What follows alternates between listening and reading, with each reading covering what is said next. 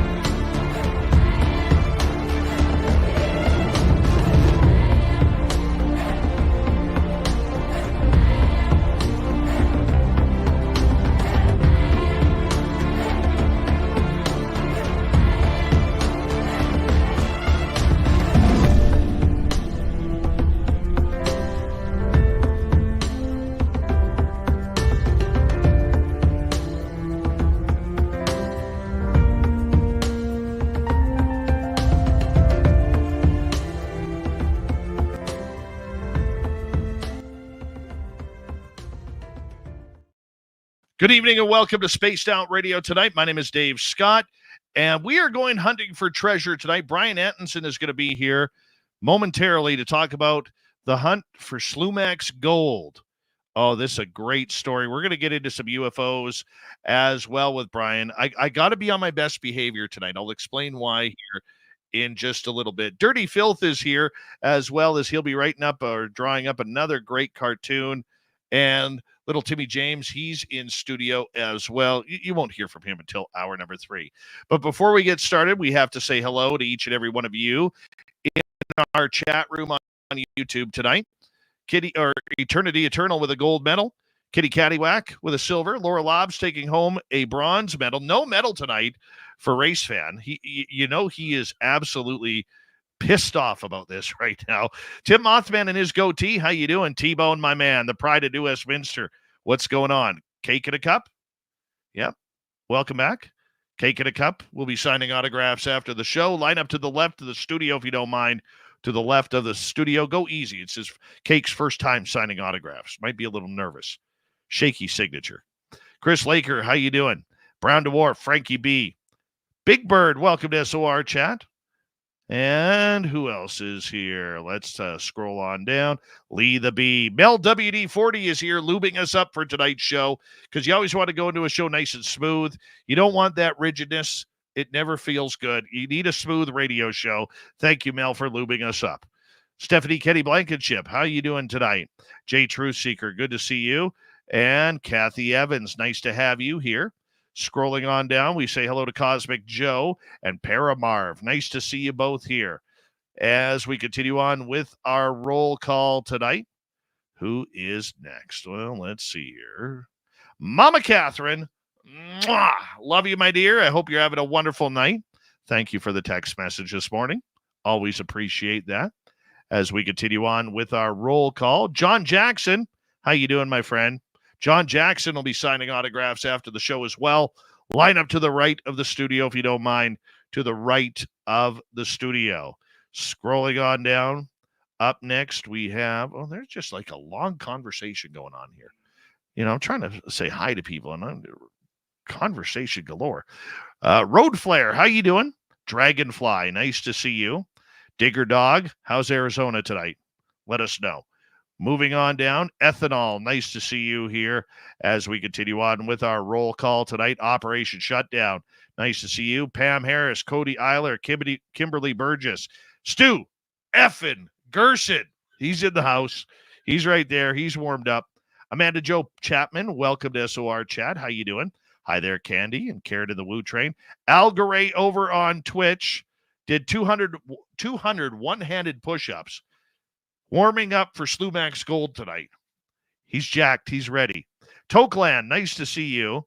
And who's next on our list? Dave Tiger Williams is here, sitting in the penalty box as we speak. I actually had to tell him who Tiger Williams was. Not a hockey fan. Not a hockey fan. Woo am I? How you doing? Errico, nice to see you. And Cosmic Joe, thank you for kicking off the super chat tonight. It's a wonderful way to support what we do on this show on a nightly basis. So thank you very much. Adam Weiss, how you doing? Aussie, good to see you. As we continue on with our roll call, let's get the radio side going. Hello and welcome to the radio and podcast side of Spaced Out Radio tonight. My name is Dave Scott.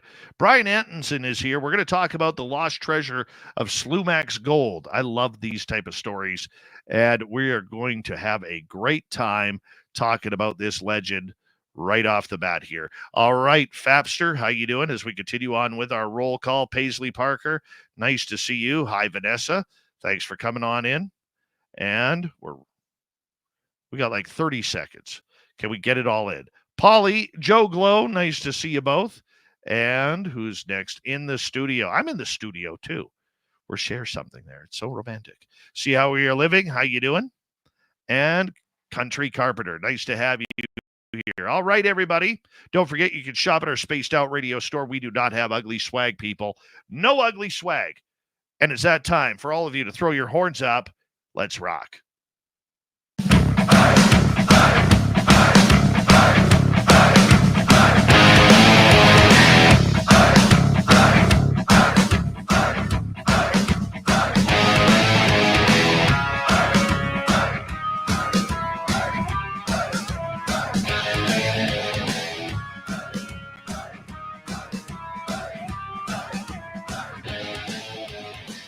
Mountains of central British Columbia to you listening around the world.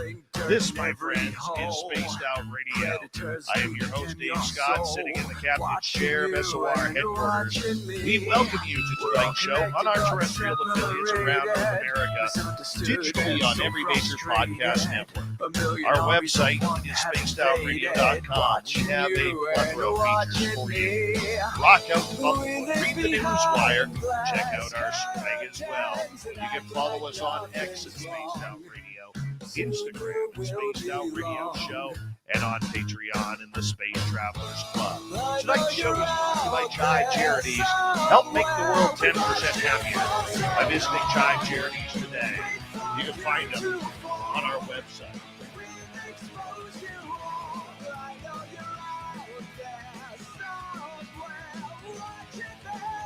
We got an awesome show tonight as we go into legend and folklore. Where is the lost gold of SLUMAC? Brian Antonson, author, researcher, will join us here momentarily. Then in hour number 3, Swamp Dweller will kick things off with a creepy story. Follow that up. Tim James is in studio for the UFO report. Now, I have to be on my best behavior here tonight. I have to.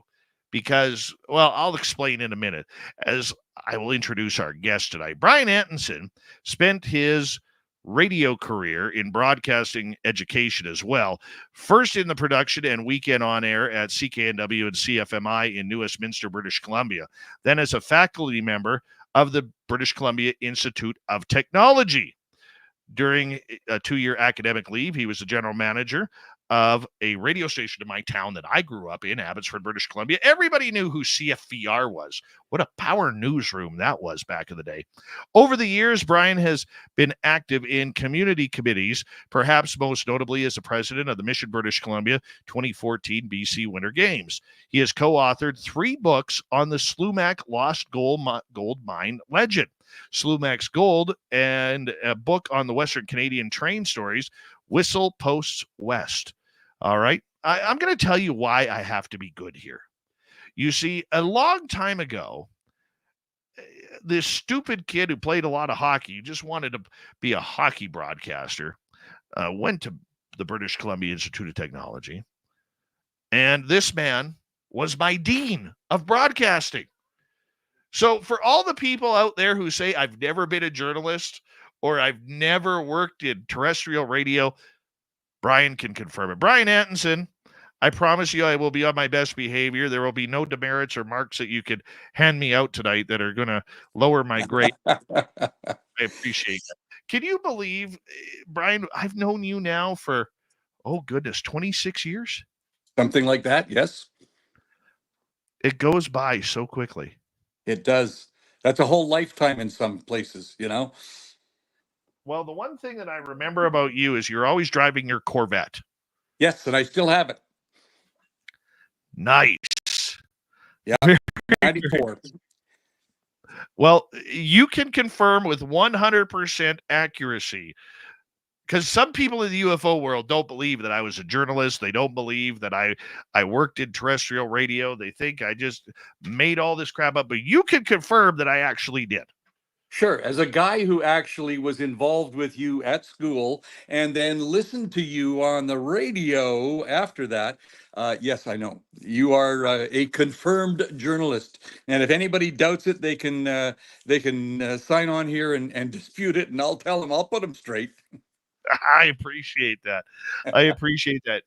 You are somebody who is highly respected to this day in the broadcast community of Vancouver and right across British Columbia. Your name is synonymous with probably at least 50% of all the broadcasters that have ever broadcasted in BC. When you look back on that, how does that make you feel? I mean, it's got to feel pretty rewarding. Well, it does. And in my case, a lot of those people who once upon a time were students have become friends over the years.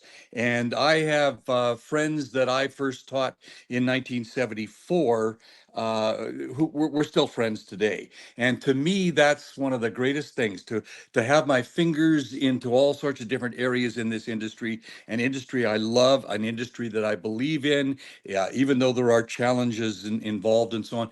But to have people who I taught at one time who are still friends all these years later, that's a very rewarding thing. For a guy in his mid 70s to have friends through all ages is really a rewarding thing. Well, I like this post here from one of our listeners, Operation Shutdown. Tonight, Dave Scott is confirmed.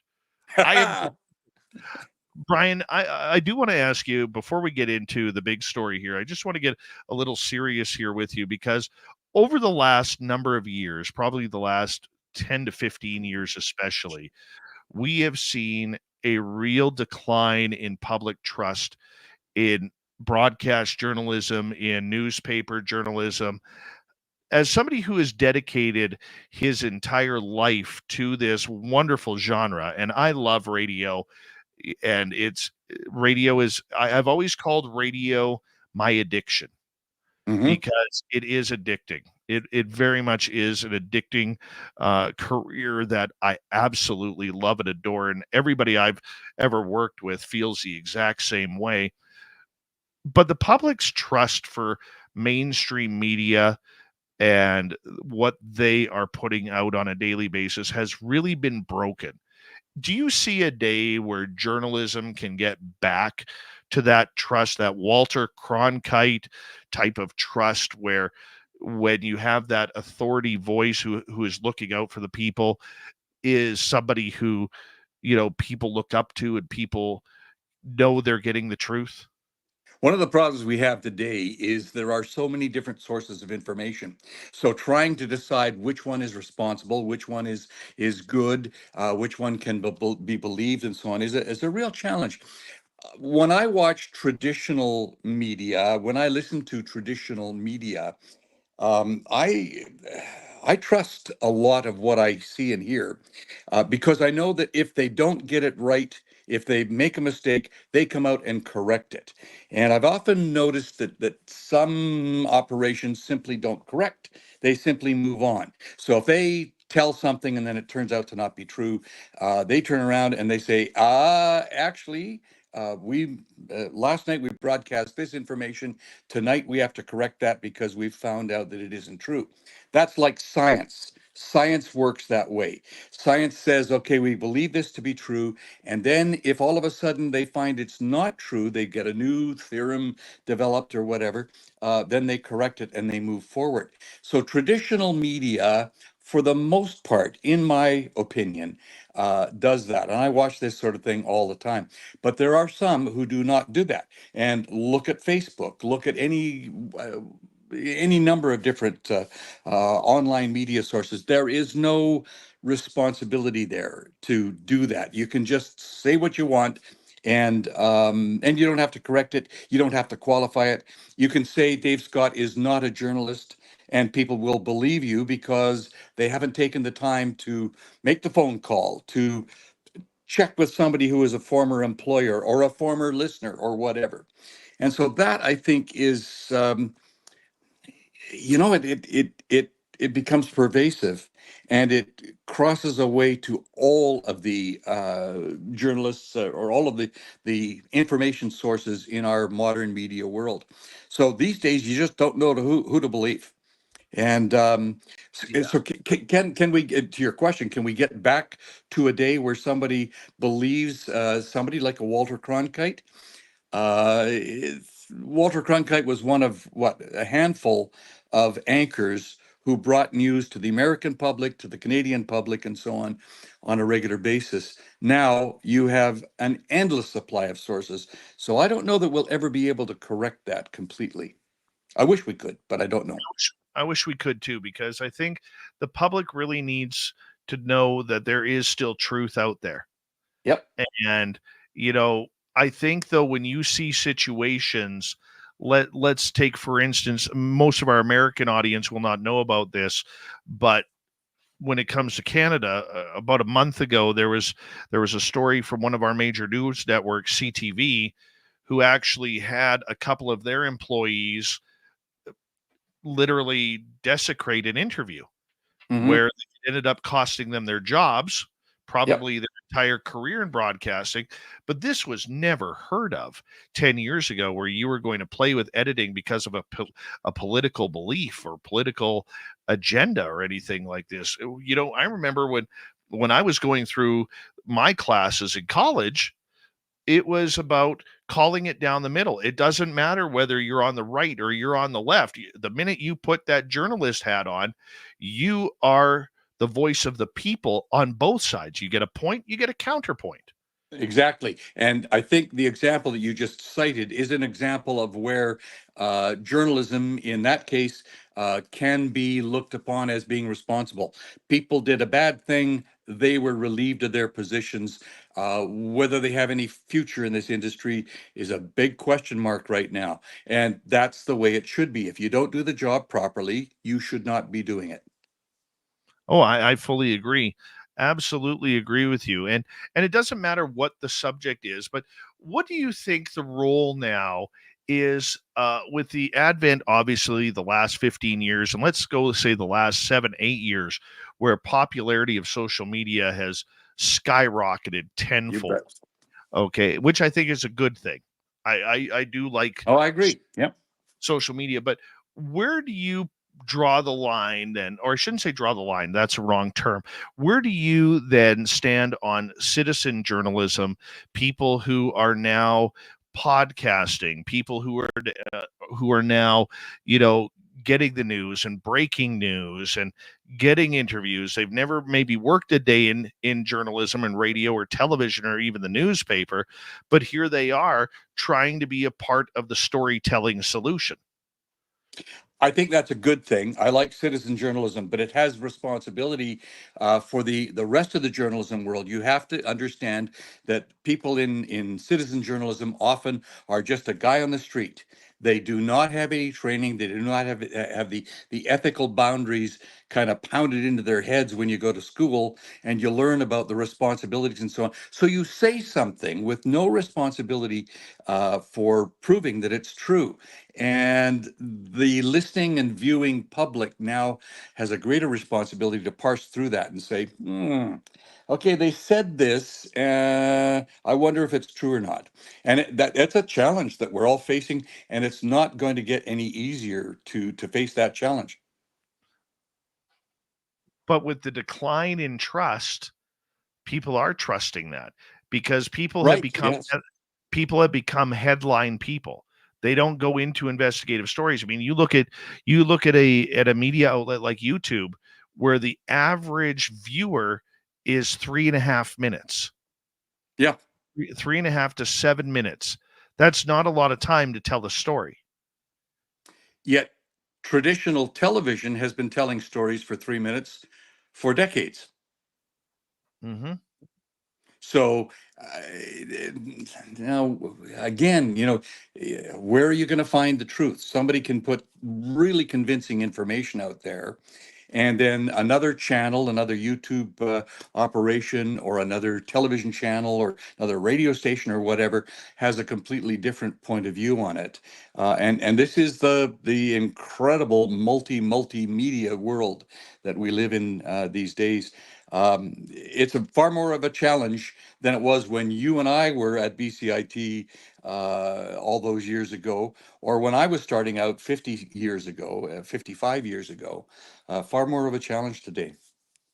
When you look at the overall standing of the way social media has become the modern day news outlet, most of the time facts are not confirmed. Is this the new 24-hour cycle that we're seeing, minute by minute, second by second, because people want to let people know before maybe some journalist goes and taints or skews the story? Well, okay. Let's say that there's a glow on the horizon. Is it a forest fire? Is it a wildfire? Is it an explosion in a chemical plant? Is it whatever? To have a citizen journalist who happens to be there with their cell phone, who can provide you before the fire department gets there, before the police get there, who can provide some video and say to their community, don't go to the east end of town because there's a bad fire, the highway is closed. I think that's a wonderful thing. Uh, you and I lived in a world where you always had at least two sources for a story. When I was starting out, the rule was if you get a traffic report from one person that there's an accident at such and such, you don't have to confirm that. You can take that and put it on the air and assume that it's a responsible report. But if it were something to do with the mayor siphoning funds in some way, you had to have at least two sources, two credible, reliable sources before you put it on the air. That does not apply today. Somebody with a social media account or whatever can simply say, well, I happen to know for sure that the mayor has been siphoning off about $10,000 a month for his personal expenses that are not justified.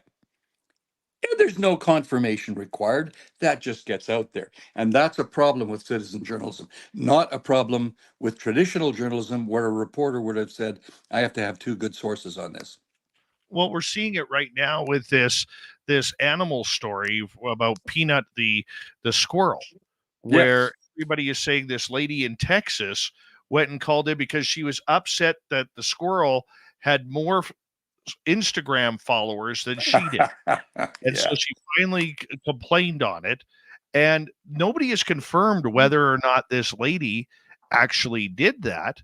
We know that she has removed herself from social media because she was getting all sorts of threats and comments on her social media platforms. Geez, her phone number was even on her little Yeah. snake oil sales company.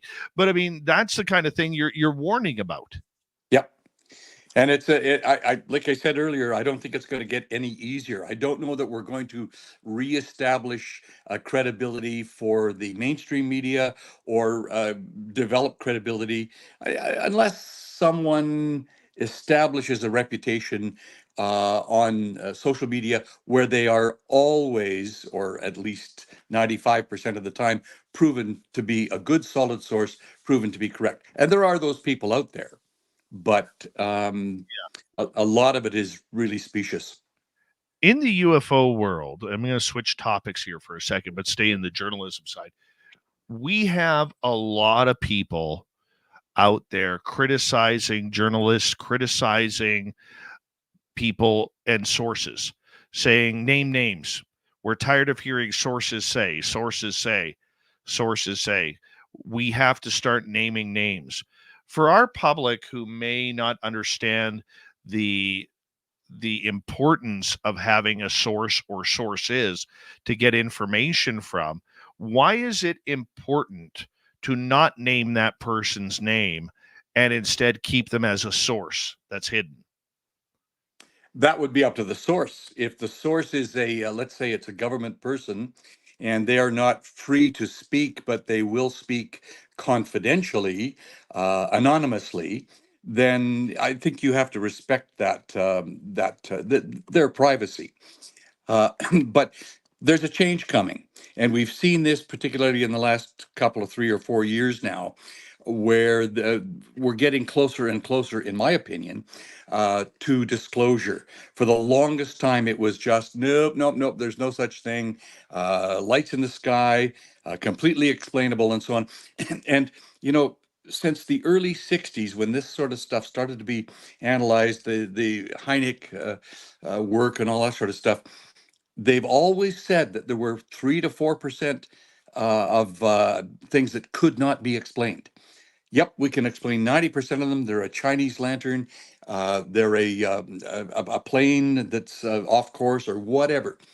But they always said there were 3 to 4% that were unexplained. Now, with the more recent revelations, with the U.S. Navy photos or footage, and Louis Elizondo's material and so on. And I have his book right here. All of that is changing the landscape. I still think there's a lot of secrecy, and they know things that they don't feel the public is ready for yet, or they don't want to tell the public.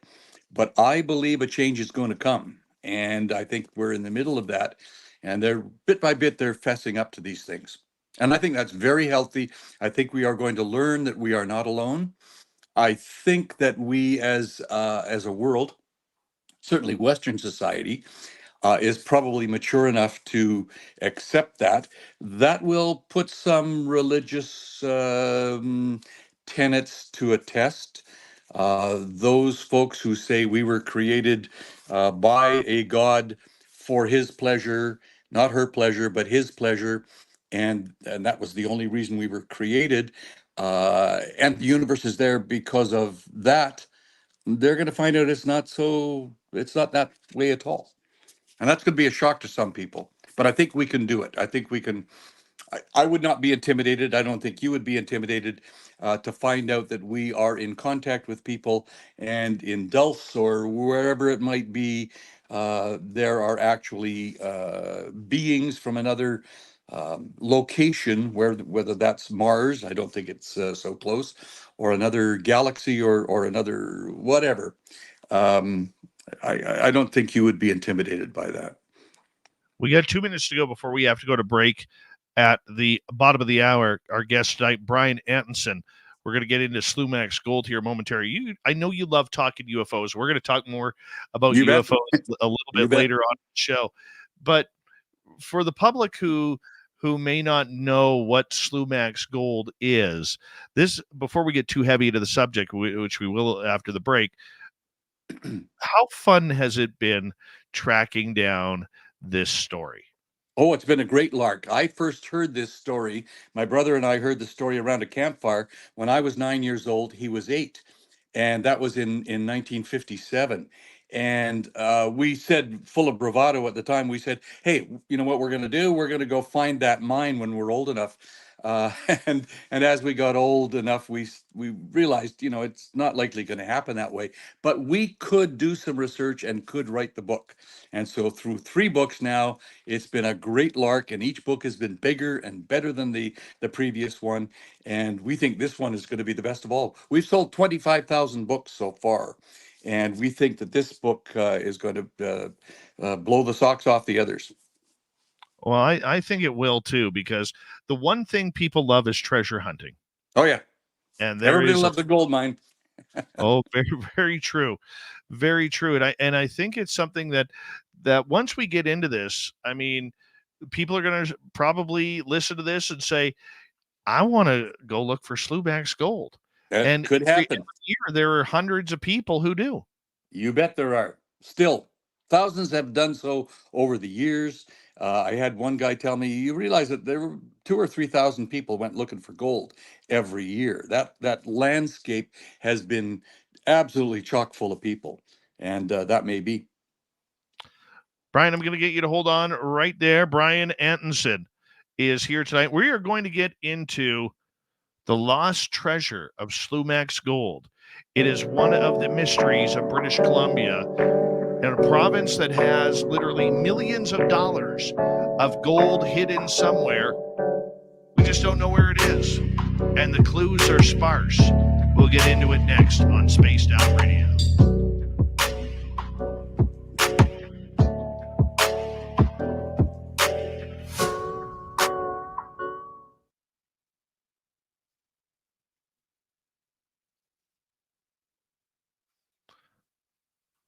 Just timing everything out. You bet. Oh, yeah. You know how it goes. I do. Everything's time out to the second. I love it. I love it. This is a lot of fun tonight. Thank you for doing this.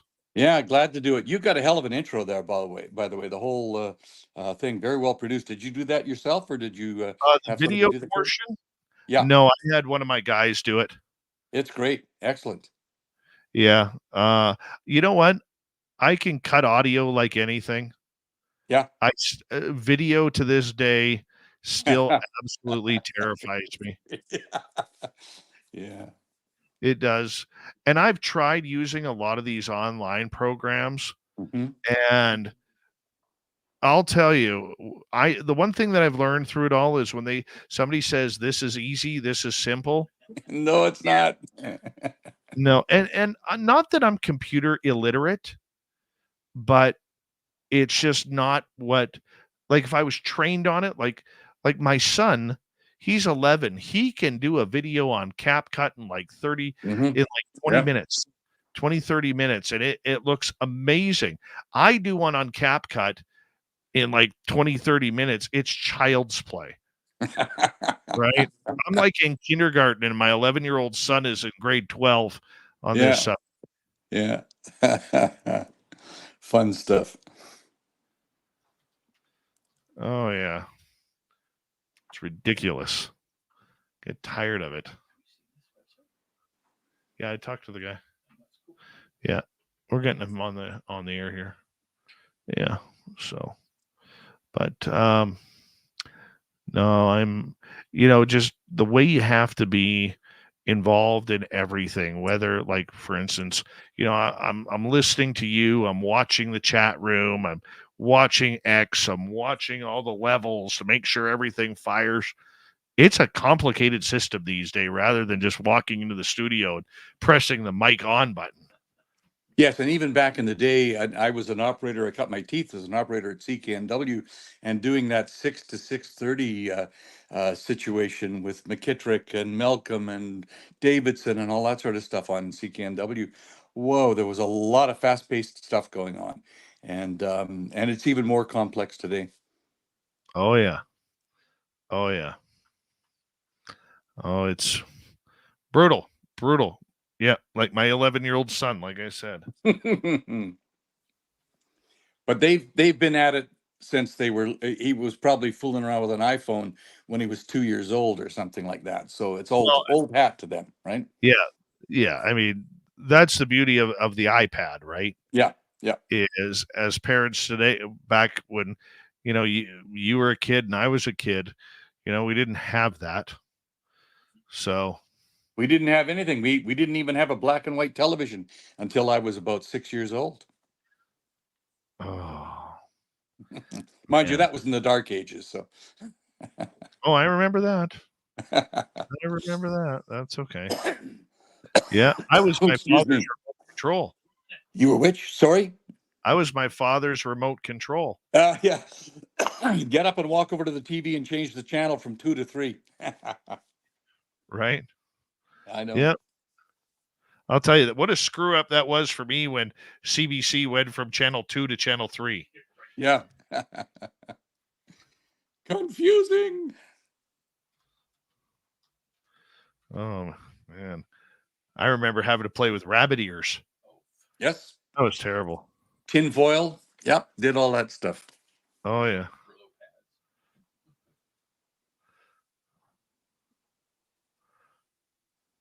How's your time? How's your break time? Oh, we got about 45 seconds. Okay, good. Yeah. Top of the hour, I'll put you back in the green room, and or probably not Dirty Filth here. This is the guy who contacted you here. He draws a cartoon almost every night here during the show. Yes, I see that happening. Yeah. Mm-hmm. Mm-hmm. What is it going to be when it's finished? I don't know yet. Yeah. We'll find Mystery. Yeah. We will find out. Well, it's got gold coloring in it, so that's kind of cool. Usually it could be the bar. It could be the bar. We got 25 seconds. Okay. Tim, I sent the message. Big thank you so far tonight to Cosmic Joe, Richard, and T-Bone for the amazing super chats. Greatly appreciate the love and support. And don't forget, you can always shop at our Spaced Out Radio store. We do not have ugly swag, people. No ugly swag. You can wear our stuff out in public and be proud of it. And here we go, everybody.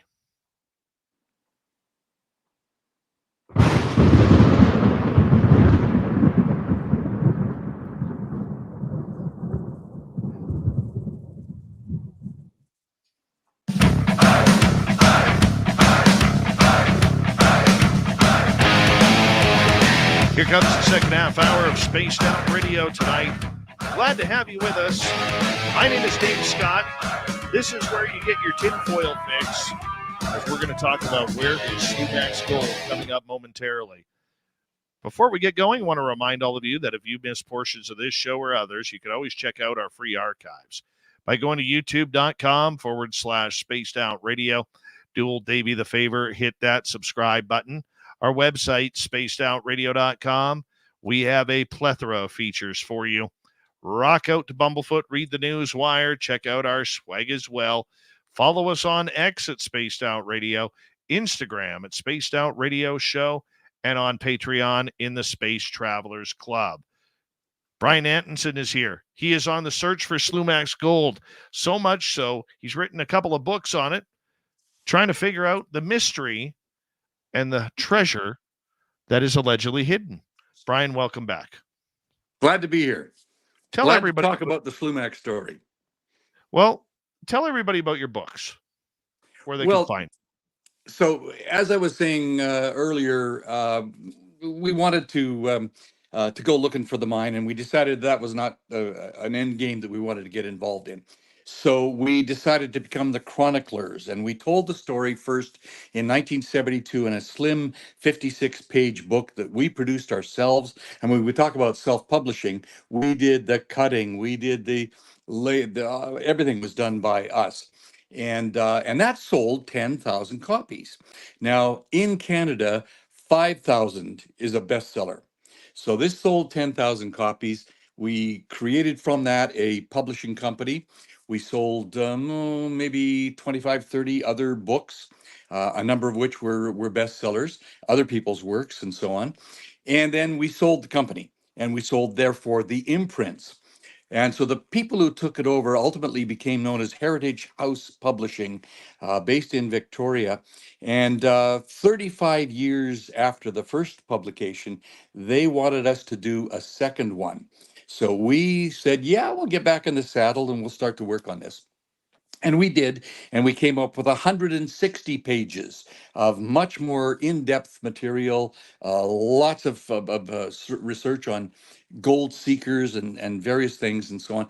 And that one has now sold just shy of 15,000. So together, we've sold almost 25,000. So then we decided with the publishing company that we really had to move into a different area.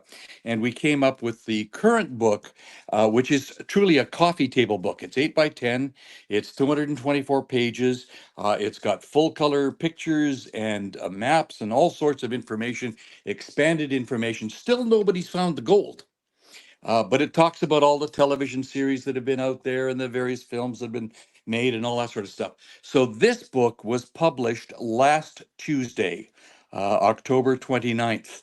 This morning, we received the news 6 days later that we have entered the top 10 of the BC bestsellers list, comprised by all the bookstores that sell books.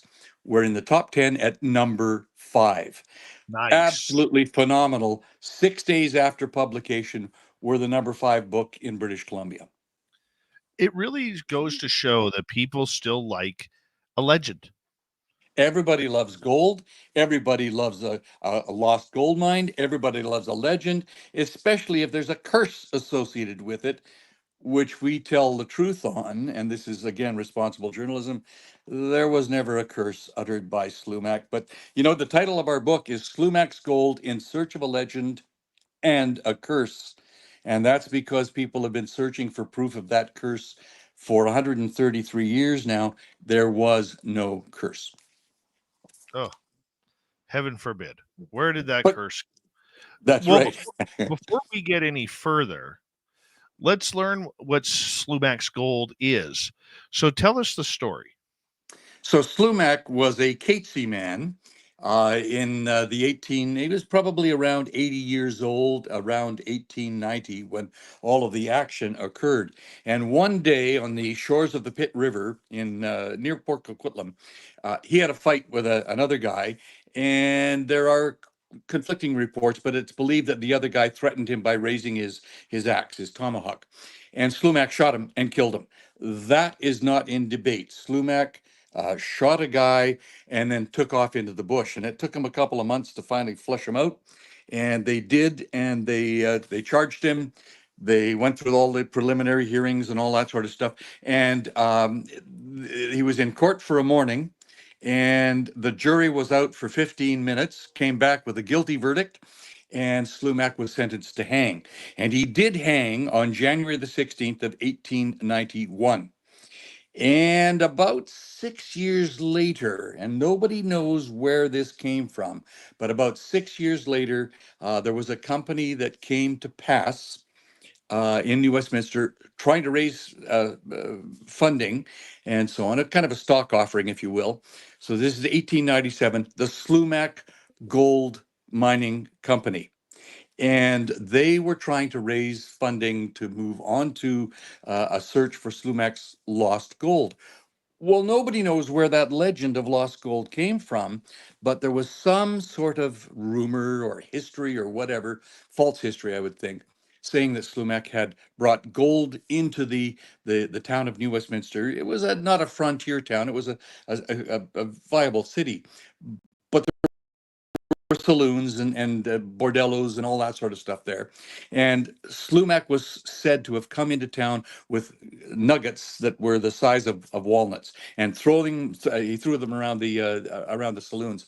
And of course, people tried to follow him to find out where he got his gold, and he was always able to slip out of town, and nobody could ever find it. According to the legend, and here's where we get into the legend versus the truth. The legend is that he would always take a young gal with him off into the bush. They never came back. And when SLUMAC returned to town with gold, they'd say, "Well, where did Molly go, or where did Susan go, or whatever?" And he said, "I don't know. They left me on the trail, and they didn't want to come with me, and so they turned back." And so eventually, according to the legend, which is not true, one of them was found in the Fraser River with his knife in her back. And that was the murder for which he was charged and executed in 1891. Not true. So, one of many things that are not true. But legends have a life of their own. And this started in 1901. A fellow named Jackson showed up. He was an American miner on the way back, a prospector on the way back from the Alaskan goldfields. He heard the rumors. He said, "I'm going to go up to Pitt Lake and find this gold." And he came back from the bush 3 months later, a broken man in very, very serious health problems and so on. And he returned to San Francisco, but he kept his pack with him all the time. And the word was that when he got to San Francisco, he deposited $8,000 worth of gold in the Bank of British North America, which is today the Bank of Montreal, BMO. And so from there, all sorts of people said, well, if Jackson found some gold, if SLUMAC had some gold, we're going to go looking for it. The land is treacherous. It's very dangerous. Some very qualified folks, prospectors, have gone up there looking.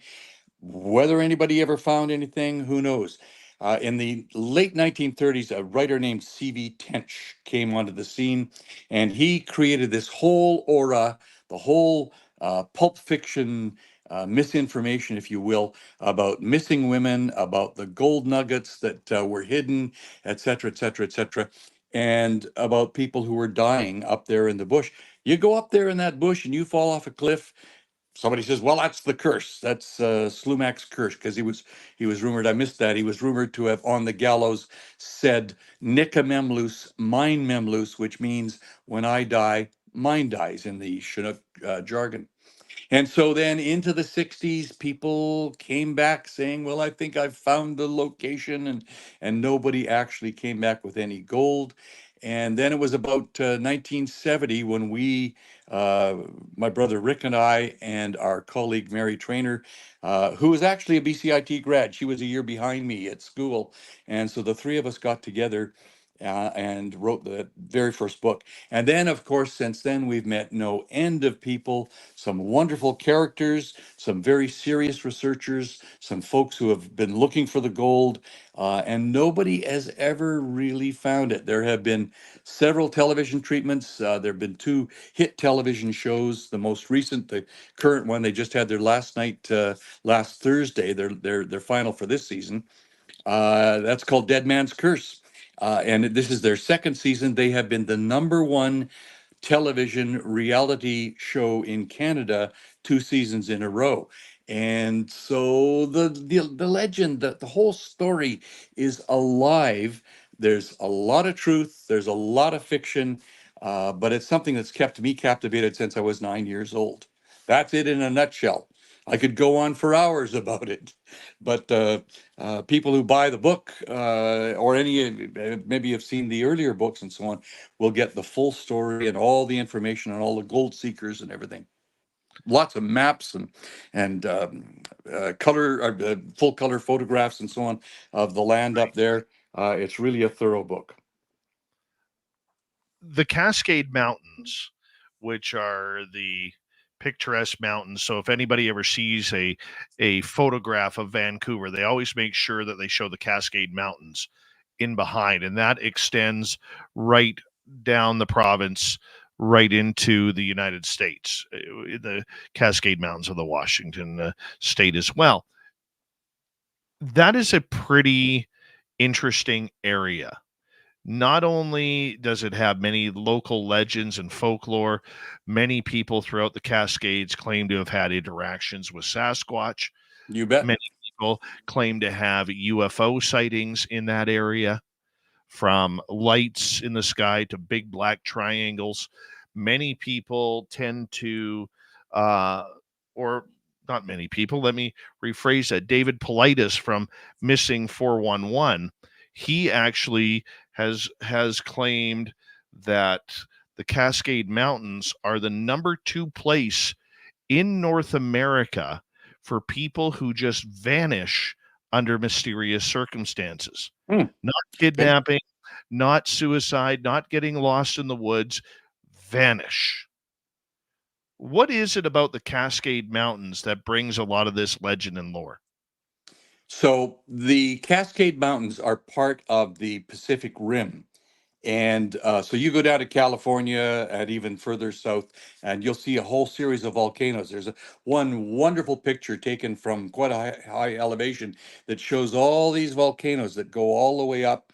And in Washington State, you have Mount St. Helens, then you have Mount Rainier by Seattle, and then Mount Baker. And that's what we see. That's the Cascades, but Mount Baker is the dominant mountain that we see here in the Vancouver area. But if you continue up further up into Garibaldi Park, people don't realize it, but Mount Garibaldi, north of Squamish, is an extinct volcano. The Black Tusk, which I've been up to several times in my hiking days, is the core of an extinct volcano. And so that whole Pacific Rim chain of volcanoes, with a lot of action, a lot of material being brought up, gold and other metals and so on, is all part of what has happened in this area. So then you see any number of mysterious things happening. It was in 1947. It was Kenneth Arnold's flight where he saw the skipping things that appeared to be like a saucer skipping across some water or something like that. That's where we got the term flying saucers. That was just south of Mount Rainier. So this is all very local. It's arguable that the modern UFO age, and we have sightings going back thousands of years, but it's arguable that the modern UFO age started right there. Your audience knows all this stuff, I'm sure, but that was right in this area. So why not have mysterious things associated with all of those different areas? Well, I can see it, and I can understand why. But this area from where you are, right up north. I mean, if we look at the start of the silver rush back in the Mhm. 1800s in Virginia City, and then that's basically the start of the Gold Rush Trail that goes right behind where I am here in studio in the Caribou region. That's And right. so Yep. this entire area is filled with gold and stories of gold being lost and being hidden. Sure. And we just had a hoard of about 2 weeks ago now. It was released. A hoard worth something like $6 million. I think it was $5.6 million worth of silver coins, Roman coins, found in Britain by a guy with a with a what do I call it? A wand and metal detector. Excuse me. And so these things come up all the time. They say gold is where you find it. Well, gold and silver and copper and iron are very common, and they're found all over the world. But in British Columbia's case, you're right up through the Caribou and into the Yukon and Alaska and so on. Rich gold fields. And that attracts all sorts of people, and that attracts legends and stories of people who have hidden their gold. All right. Well, let's get back to Slumac here for a second. When he never gave up where his mine was, did people believe there actually was a mine, or was he just with a pickaxe going through some rocks, finding some stuff there? We don't have any proof that Slumac actually had any gold. His uncle, Peter Pierre, who was with him when he died, he was one of the witnesses. He was his catechist, and Peter Pierre arranged for Slumac to be baptized at 7 o'clock in the morning, and at 8 o'clock he was hanged, and that was that. Peter Pierre had a very young daughter at the time. Her name was Mandy. She has become known as Aunt Mandy. And she was a seminal figure to the whole legend because she could tell what her father told her as a young girl about Slumac. And Peter Pierre said to Aunt Mandy, and she's on video recounting this, that he only had gold twice. He had worked with the Port Douglas Indians the indigenous folks, but in the quote, it was Port Douglas Indians at the north end of Harrison Lake. He had worked with them, and in payment, they gave him some bullets that were made out of solid gold. And so he was given that gold. Another time, he was hiking in the North Pit area, and he slept for the night on a flat rock, a moss-colored rock, moss-covered rock. And he woke up and he realized that beside him there was a vertical rock, and there was a little seam in it, quartz and whatnot, that had gold in it. And he took his knife and he chiseled some of that gold out. Aunt Mandy says that is the only gold that Slumac ever had from the Port Douglas folks, and then what he chiseled out of this seam in a rock. That's as close as we have gotten to the truth. The concept, the stories of the gold nuggets thrown around the saloons and so on, there is no viable confirmation of that. Can you imagine somebody walking into 1890, 1888, whatever it was, a saloon in New Westminster, throwing gold nuggets on the floor, and that not making the press of the day? Surely that would have been a headline in the Daily Columbian newspaper again and again and again. and there's no indication whatsoever that anything like that ever happened. So personally, I don't believe SLUMAC ever had any gold other than what Aunt Mandy said. But the legend says that he had all this gold, and however that got going, it's had enough of a impetus, I guess you'd call it, to keep people searching for him for 130 years, 133 years now. Why do people believe that the legend is still around then? Well, as we were talking earlier about journalism, people don't do their due diligence. They don't do the investigation. They hear a good story. I heard a good story around a campfire at the age of 9 and decided I was going to go and look for this mine, and my brother was going to go with me, and yada, yada, yada. We got smarter a little later on and realized that it was pretty elusive up there. Well, a lot of people don't do that research or that due diligence, and they just don't know where the truth falls. So, as this legend and the source continues to try and find the gold, do you think then that SLUMAC hid something out of the ordinary that maybe people were meant to look for? Maybe that was his way of giving the proverbial middle finger to those who thought that he was, just a bad dude. Entirely possible. One of the theories, if you will, that whole route from the Caribou down through Lytton, Lillooet, all the way down to the head of Harrison Lake was known as the gold route at one point in time. And so the gold would come down to Port Douglas at the head of the lake. It would then come via canoe. This is before the wagon road was built, would come down via canoe and so on down to the Harrison Hot Springs, Harrison Mills area, ultimately down the Fraser River to New Westminster. One of the theories is that SLUMAC waylaid miners as they were coming down that route, and he would murder them, steal their gold, and that was then cached someplace. And so his trips, supposedly up into the Pitt Lake area, were actually up into the Harrison Lake area, where he would go up, pick up some gold, bring it back, drink himself into oblivion, have a grand time in New Westminster, and go back and get more. But there is no proof of that theory whatsoever. Interesting, you bet, but there's no proof of it. So where do you think he found his gold? I don't think he found any gold other than the gold nuggets he was given, and other than what he found. And he the story that he had told apparently to Peter Pierre was that he had found some gold up in Third Canyon, or maybe Second Canyon, or maybe it was Fourth Canyon. And these are all locations on the Pitt River, north of Pitt Lake. So nobody's sure as to which area that was. And there's lots of flat rocks and vertical rocks and so on up in there. So wherever it was that he may have slept and may have genuinely found a little tiny seam of gold, it could have been any of those locations. But I think personally, that's the only gold he ever had. So you think in the end, the SLUMAC's gold legend is all just a ruse? I don't know if it's a ruse. A ruse would mean that somebody had a nefarious purpose for creating it.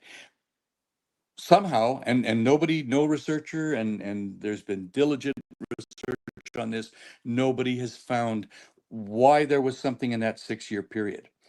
An interesting thing is that that company that I mentioned that was formed in 1897 was formed by the newspaper editor of the day, by the mayor of New Westminster of the day, and by the defense attorney, SLUMAC's defense attorney of the day.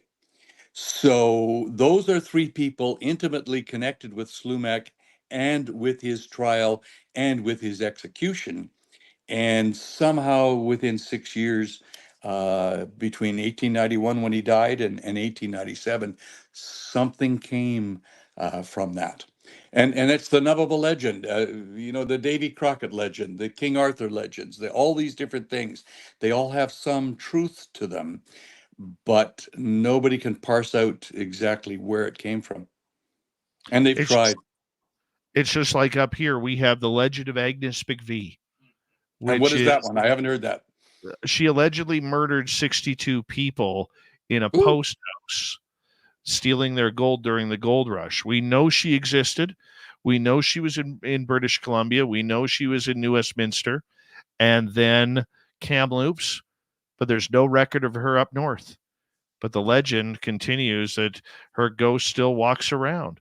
Could it And be that's an interesting one I've not heard. I've heard all sorts of legends, Spanish Mound and Johnny Chance's Platinum at Granite Creek and so on. But I've not heard this one. That's an interesting thing. Maybe fodder for a future book. Could be. Brian Atkinson is here. SLUMAC'S Gold in Search of a Legend is the book. One of three. We'll be right back on Spaced Out Radio right after this. Stay tuned, everybody. This is Spaced Out Radio with host Dave Scott.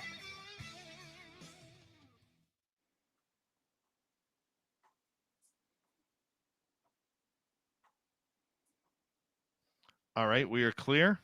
Okay. That's a good start. Good start. We're going to turn it over to Dirty Filth here. Whoa. Oh, he's at Skinwalker Ranch today. We finally get to watch the Skinwalker Ranch episodes in Canada on my poor man's television because it just got the poorest TV possible, or TV package. So the one episode, they're out there and prancing through the fields, and they find a rib bone with a big hole through it, and Eric Bard guy goes, "What do you think could have done that?" And they had the specialist dude with the cargo pants and junk on there, and they didn't really allude to much. They said a large predator, but I'm going with the dog man because that's way cooler. Wonderful. And there he is hanging out in the corner, Yeah. just looking at him. Yeah. I like the guy who says, "Well, what could that possibly be?" Yeah. I always get a chuckle at it. Yeah. I draw a picture. They've Go ahead, been sorry. going for about Skinwalker Ranches, 9 seasons or something like that? Sort of like the back east, the Oak Island thing has been going for all those years. Is there anything left of Oak Island, or they just dug that whole place right out of the... I don't know. I saw a promo. I don't watch the show, but I saw the promo that was on last week, and they had a big rig that was being lowered into this huge pit. They found things down there. They found levels where there, and I'm talking deep levels, where there are wood floors, oak beams, and things like that. Who would dig something that deep? Who would build those tunnels where the seawater floods in and so on? There must be something to that, but I'm not aware that they've found anything. You need if they found like a crashed UFO or something there, just something right out of left field. Yeah. That's why they don't want to put it on TV. They're kind of, maybe we shouldn't do this. just tell them there's some gold or something at the bottom of the well. There's, maybe it's a Tyrannosaurus Rex grappling a crashed UFO just to really throw things off the deep end. There's another cartoon coming up. That's great. That's already done, unfortunately.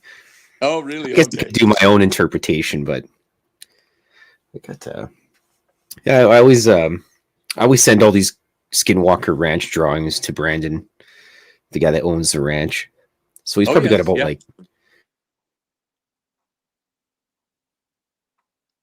I lost you. Lost your audio feed. I can't hear you.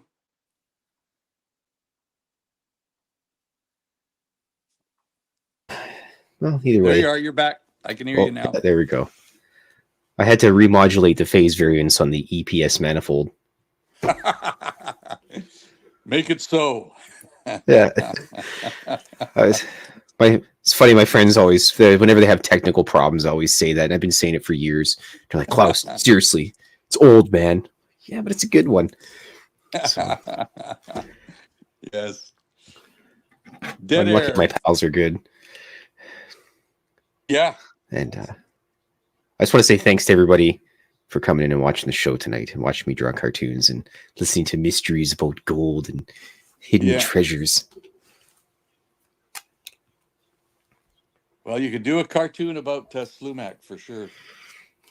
Well, actually, I work for an outdoor company, and we got a whole bunch of metal detectors came in to work and gold panning kits. So I told my boss, I said, "Hey Warren, you should tell your friends in BC, the guys that are buying this stuff, tell them about SLUMAC'S Gold, and you need a metal detector and some gold panning kits, and they should buy some from us." So it's high pressure salesing people from the back end there at the warehouse guy. Anyways. Yeah. Well, why not? We never recommend to people that they go looking for the gold because it's terrible territory up there. We've danced around it a little bit, but we've never gotten into the serious high country stuff or whatever. But it's dangerous. We don't want to encourage people to go up and then end up falling off a cliff or something, you know. But Or get eaten by yeah, there's lots of Sasquatch. people to do. Yeah, yeah, yeah. Well, there are supposedly Sasquatches in the Pit Lake area. There have been some sightings, so why not? In comes There the we go. frame. That looks a little bit better. Yeah. I take all these drawings. I usually just stick them I go buy a bunch of frames and stick them in there. Mm-hmm. Hi, Dave. Picture. Is it a root beer you're having? No, it's an iced tea. Ooh, delicious. Yep. Little It's bit of time for powder, next, Dave. water. You know, it all works good. A little bit of iced tea. Okay, have a good night, everybody. See you, Dirty Okay. Filth, buddy. Good old Dirty Filth. Really good stuff. Yeah, not bad for a kid from Edmonton. Oh, you hold that against him, do you? Oh, no. Not at all. I remember saying when I was covering the Canucks, I remember they were playing the Oilers one night, and I held the door open for the management team to come in, and I'm talking to Craig McTavish. I said, "You know how hard it is to cover the Canucks when you're an Oilers fan?" He just laughed. Thank you tonight to Joe, Richard, T-Bone, and Deadman for the super chats. Here we go, everybody.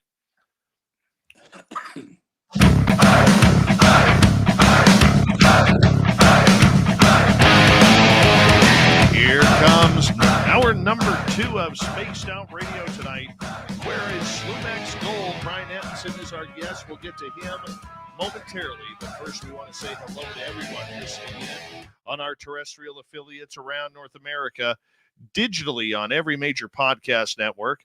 Our website, spacedoutradio.com. We have a plethora of features for you.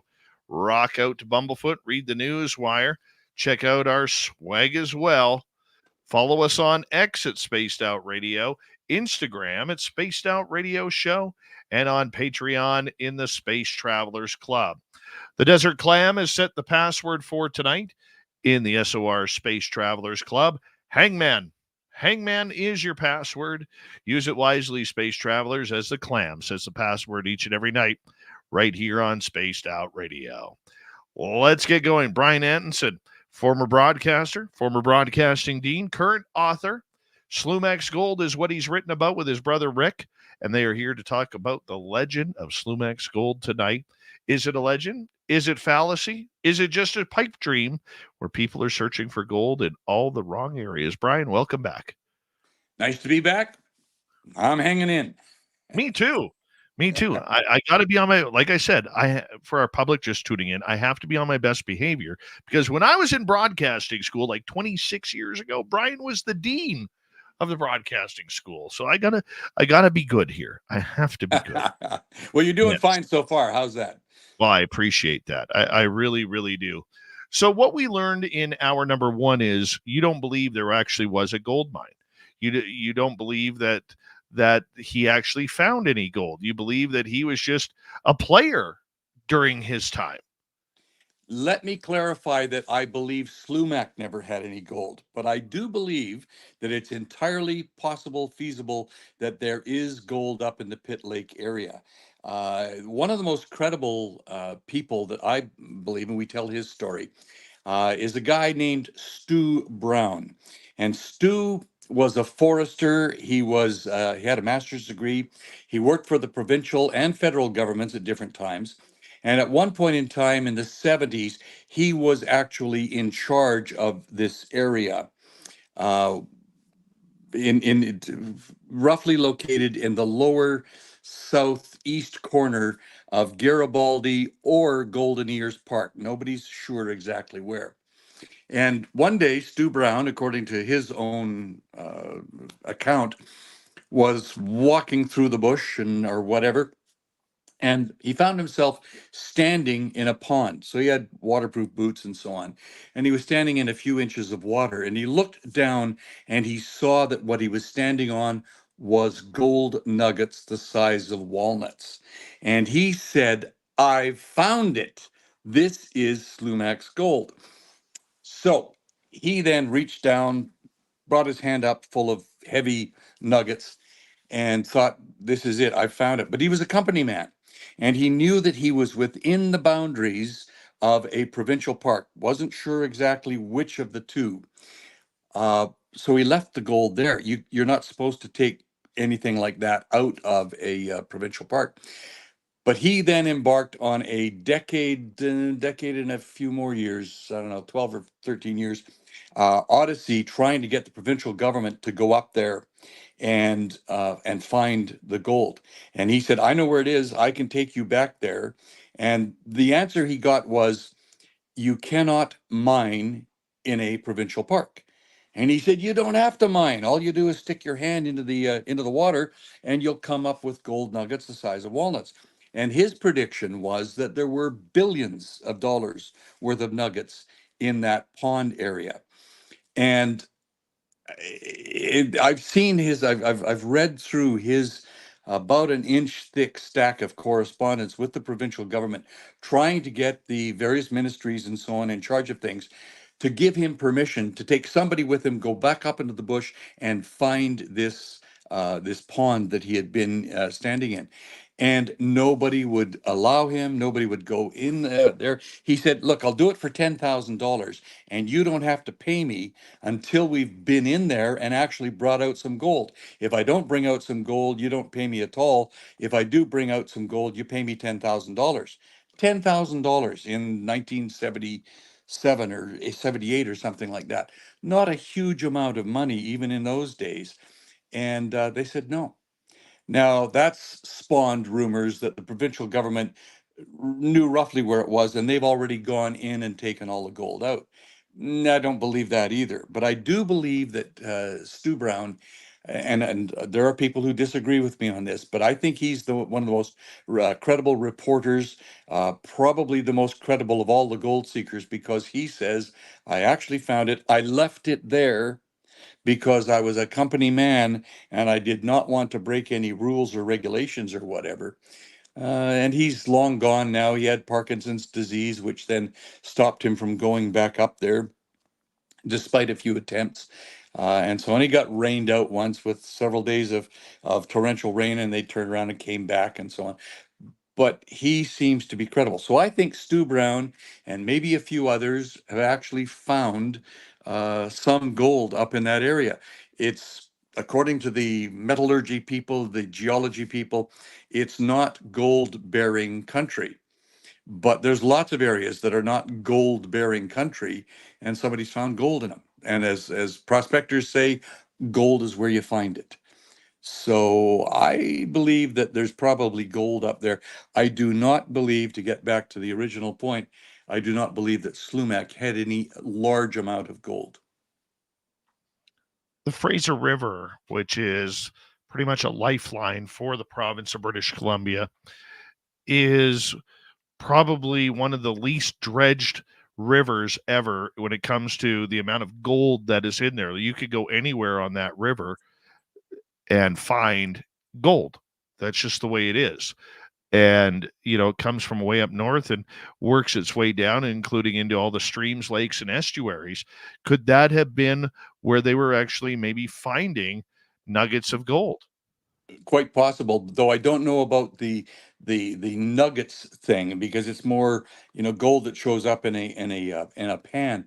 I'm told that if you could turn off the Fraser River at the bottom of Hell's Gate, where the water cascades over, because of the way things work river wise and so on, you would find at the bottom of the Hell's Gate Canyon, you'd find incredible riches of gold. I don't know if that's true, and nobody has ever been able to do anything with that. But I am also told, and I remember this goes back to 1971, and I was talking to a prospector guy who said if you were willing to spend your day on your knees on sandbars in the Fraser River, just up Chilliwack or Mission, there's lots of sandbars further up the river here. If you were willing to spend your day on your knees panning for gold, you could take a day's wages out of the Fraser River. Now, in those days, gold was worth $32 an ounce. So let's say you could take $25 or $30 worth of gold out in those days. That would be a good day's wage if you're willing to spend your time on your knees panning gold. What's gold worth today? I think I checked on it a couple of weeks ago. It was worth about $3,500 an ounce, not 32 or 33 or $35, but $3,500 an ounce. So it's arguable that if you spent your time on a sandbar, on various different sandbars, all the way up Yale, Spuzzum, down by Chilliwack and so on, you could take out a lot of money. Now, I'm not a prospector, so nobody's going to take that home for gospel, but that's a report that we had in our research back in the early 70s. $3,793.35 Canadian, or $2,729.05 American. So roughly $3,800 an ounce today is the price, and that's up from the last time I checked on that here a few weeks ago. So yeah, you could if indeed that's true that you could take that much gold just by panning the sandbars in the Fraser River. Yeah, you can do it. There are a lot of legends about gold being buried all around this province due to the amount of crime that was happening. I mean, a lot of this is going back to prior to there ever being a police force in Canada. Right. That's the reason why the Gold Rush Trail, as I've said to my listeners before, is the reason why we saw the invention of the Northwest Mounted Police, which morphed into the Royal Canadian Mounted Police. And we've seen that throughout history in British Columbia and Alberta, that there is a lot of hidden gold around. People are still to this day searching for these lost treasures that these miners coming down from up north, they hid their gold because they knew there was Billy the Kid up here and Billy Barker and all of the Wild West outlaws. They did time along the Gold Rush Trail and through British Columbia to rob people and potentially murder people for their findings and their harvest of gold. Do you look at maybe SLUMAC as being something along those sorts of lines, where maybe he was just an outlaw trying to maybe steal other people's fortunes? I think he was a lonely old man. He was about 80 when all of this occurred and when he was hanged. Nobody knows for sure because there's no records. He was a lonely old man who lived at the Silver Creek Reserve, which was a tiny reserve almost where the Pitt River flows, the lower Pitt River flows out of Pitt Lake. And so he was a hunter. There are rumors or there are stories, and again, no authority, but there are stories that he made a living by providing game for rail crews and mining crews and other people, who are working on the river and so on. So he'd go out in the bush, shoot a deer, and he'd bring the deer in and provide them with some food and so on. And at 80 years of age, he would be dicey if he was tromping around back in the high country or even in the low country, trying to dig up gold. And that's one of the reasons why I find it very specious, very, very suspicious that he's associated with gold. But it could be because that was a different age, and being 80 years old in 1890 might have been a completely different thing. How do you look at it with the fact that here he was playing games, killing people, kidnapping women, so on and so forth. I mean, this guy sounds like a real mean, bad dude. He does, if you believe the stories that have come up about him. He was not in, there was no court record, there was nothing. And diligent researchers have really checked to see if there's any mention of SLUMAC's name prior to this. The New Westminster Columbian, or it was called the Daily Columbian at the time. The Columbian newspaper reported that he was an insane Indian. They said that he was known for murdering people. And yet there was no proof ever presented of any of that. And other people said, no, he was just an old man off in the bush. And he lived a pretty solitary lifestyle. So much of it is just legend that people like C.V. Tench, the writer, and a few other writers, sketchy writers, that they've just created out of whole cloth. Does he have any living relatives today? There are people, no direct descendants that we know of. There are people who have a relationship to him. He was an uncle to some people. There are people who are not in direct descent, but they would be nephews and nieces. And in fact, some of the people who have appeared in the television show Dead Man's Curse have been have identified, and then they found that he's in the he's not in direct ancestor, but he is in our family. He supposedly had a daughter named Annie, or maybe her name was Mary.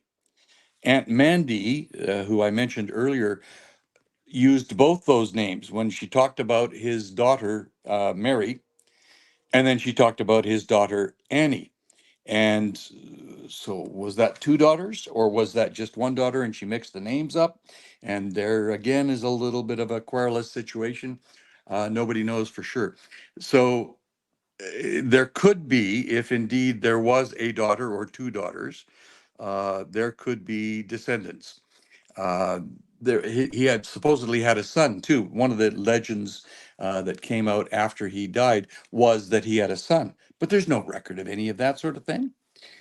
So are there direct descendants and nobody knows? There's no Casey lore or anything that that says that he had direct descendants. But yes, there are these people who are nephews and nieces. In actual fact, they're great nephews and great grandnephews and things like that. How do Many you generations down. when you look at, say, a situation like that where there isn't a lot of information, how do you find information towards this legend, towards the idea that you're going on a needle in a haystack trying to find information? So we've read through all of the information that we can find, and newspaper material. We've interviewed people. We've interviewed people who give contradicting evidence. One person says this, one person says that, et cetera, et cetera. There is a wonderful collection of material. The address, it's online. The address is www.slumac.ca. And that was all put together by a guy named Fred Brockus, who sadly passed away at the age of 93 in February. And Fred and I were good friends. A number of us in the SLUMAC community admired Fred because he was the ultimate skeptic and he was the ultimate truth seeker. And so he collected virtually every written thing up to the point where he passed away on SLUMAC. So there's material in there from all the newspapers of the day, anything, all the articles that have been written over the decades and so on. It's a wonderful library. He took the physical material and gave it to the special collections area of the Vancouver Public Library, but it's virtually all on slumac.ca. So if anybody wants to know about an article written in 1925 about SLUMAC, it's on slumac.ca. If they want to know about C.V. Tench's writings, they're all on slumac.ca. So and before he died, Fred said to us, the three of us, our co-authors, He said, I can't manage this anymore. I'm either going to close it down or I'm hoping you guys will take it over. We said, yes, we will take it over. So we now have the ownership of the URLs and so on, and we will keep that going as long as we possibly can. We renew everything. I just renewed them here earlier this fall for the next 5 years, and so on, to keep that going, to make sure that that valuable resource is available to anybody who wants to do any of the research. And so we have used slumac.ca for a lot of our research too. And you get a hint about something that you think, oh, maybe I'll check that out. And boom, there it is on slumac.ca.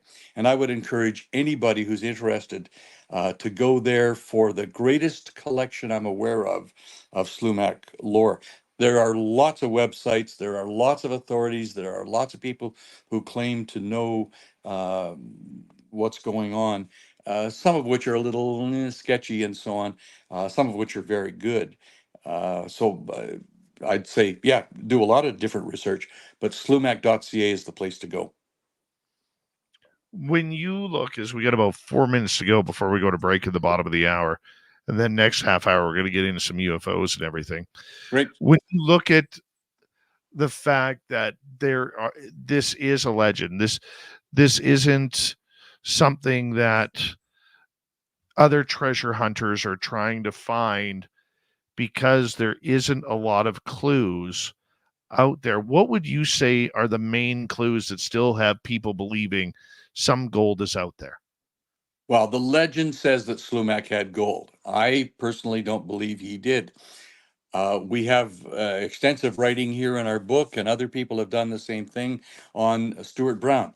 Another character is Volcanic Brown. No relation between the two of them, but Volcanic Brown was a very credible prospector. He's established a number of mines that still work today in British Columbia.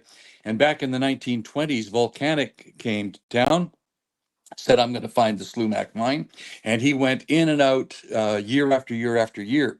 One year, he did not come back, and a search party found him. He'd been trapped by early snows, and he'd ended up cutting off some of his toes on one of his foot. And there's a famous photograph, and you see it in our book, of him standing there with a bandaged left foot, left toes, and so on. So that's pretty credible.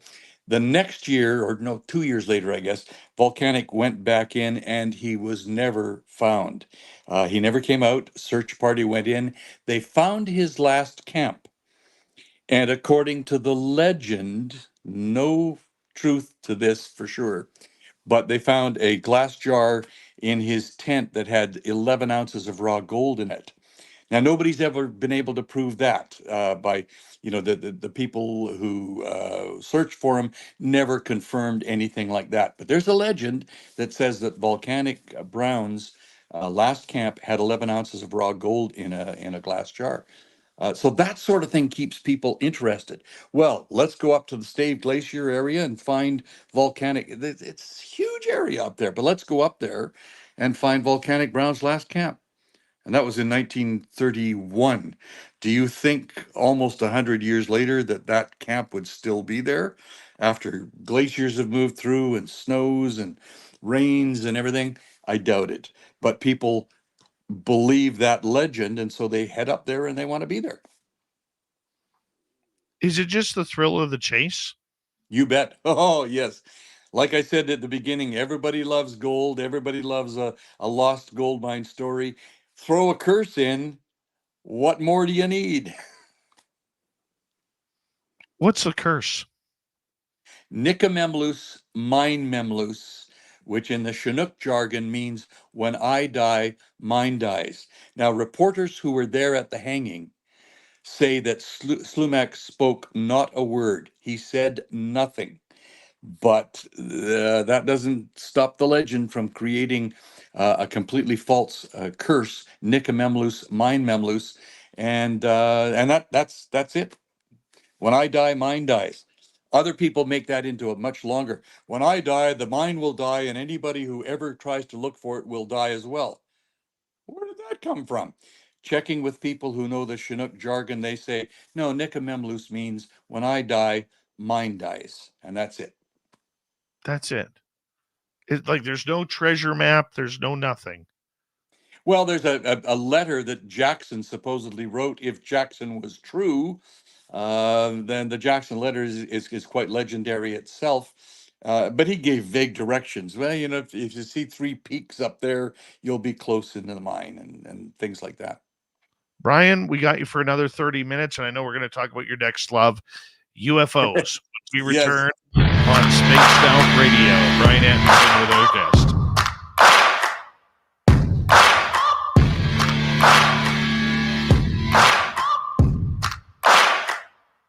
You're listening to Spaced Out Radio with your host, Dave Scott.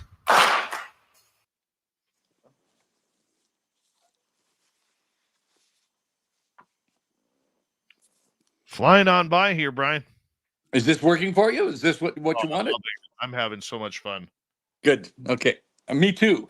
I enjoy this sort of. I could talk about it for hours, really. You and I got to do a book together. What's your topic? The Mystery of Flight 21. Now flight. And which flight is that? That's the one that crashed up here in 65, killing 52 people. We talked about this before. Yes. Yeah. Yep. That would be an interesting. And you get into the flight legends. You get into the Mount Slessy crash, and so on. Yeah. All of them have some missing treasure associated with them. Yeah, but Brian, the difference between this one, and I don't know about the others because I've only investigated this one. It has nothing to do with the flight. It has everything to do with what's around the wreckage. And what's that? And that is, I will never go back there at night again. I think we talked about this before. You felt an eerie presence or something like that, right? Yeah. You and I, when were you on the air with me? What, about 2 years ago? Yeah, 2 or 3 years ago, maybe. Something like that. We've gone there and investigated twice now. Uh-huh. And the first time we investigated there, this is going to sound so stupid, but I swear it's the truth. We got warned by a Sasquatch that in between our camp and where we were standing, that there was something there. And when we noticed it, there was a UFO on the ground and an alien walking through the trees. And you saw this? I saw sober? I saw the UFO. My team saw the alien. And then we went back this year. And we ended up getting on night 3. We actually camped out there this time. I will never do that again.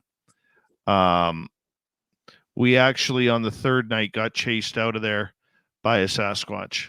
Well, that's a good story. I firmly believe, no proof, just with the evidence that I've seen, the conclusion I've come to is that the Sasquatch in that area are protecting the spirits that still roam there. Mm-hmm. An interesting concept. The SLUMAC story does have one fellow, Rob Nicholson, who had what he believes could have been an alien encounter up in that area. He felt he was closing in, getting very close to the mine, and an alien warned him away. Yeah. And said, "Do not come any further." So that's an unresearched. Well, I shouldn't say it's unresearched. It's his story. Do you know of the Falcon Lake incident? Yeah. Okay, to me that's a fascinating thing. Absolutely fascinating story. As we talk about UFOs, maybe we want to touch on that one because I've got some cool theories on that. I make a presentation, PowerPoint I do PowerPoints for various different people, seniors groups and so on. And I've got quite a comparative photograph of the Bob Lazar sport model and of the drawing that the guy at Falcon Lake made. They're virtually the same. Yeah, there's a lot of weird Weird things going on. The only issue that I have with Flight 21 is that it is still an open case. Mm. It's still being investigated as Canada's largest unsolved mass murder. And yeah, and that's always the suspicion, isn't it? It's mass murder. Somebody did it for insurance purposes or what have you. Yeah. There's a number of theories that are on there. We got just over a minute here. Okay. She's a weird one. Yep. Well, she's a weird one. You know, you said my second love is UFOs. I'm also a big fan of the actual historical person behind the legends of King Arthur. And I've visited many Arthurian sites in Britain and investigated that. I got 100 and some odd books about that one too. So that's an interesting background. We got about 30 minutes. Somebody existed 1,500 years ago who led the resistance against the Anglo-Saxons. And whether his name was Arthur or Bob or whatever, Right. Somebody was there. All right. Big thank you tonight to Deadman, T-Bone, Richard, and Joe for the super chats. Very much appreciate the love and support, everybody. So thank you very much. Don't forget to shop at our Spaced Out Radio store. We do not have ugly swag, people. No ugly swag. So go get yourself some stuff before Christmas. Here we go.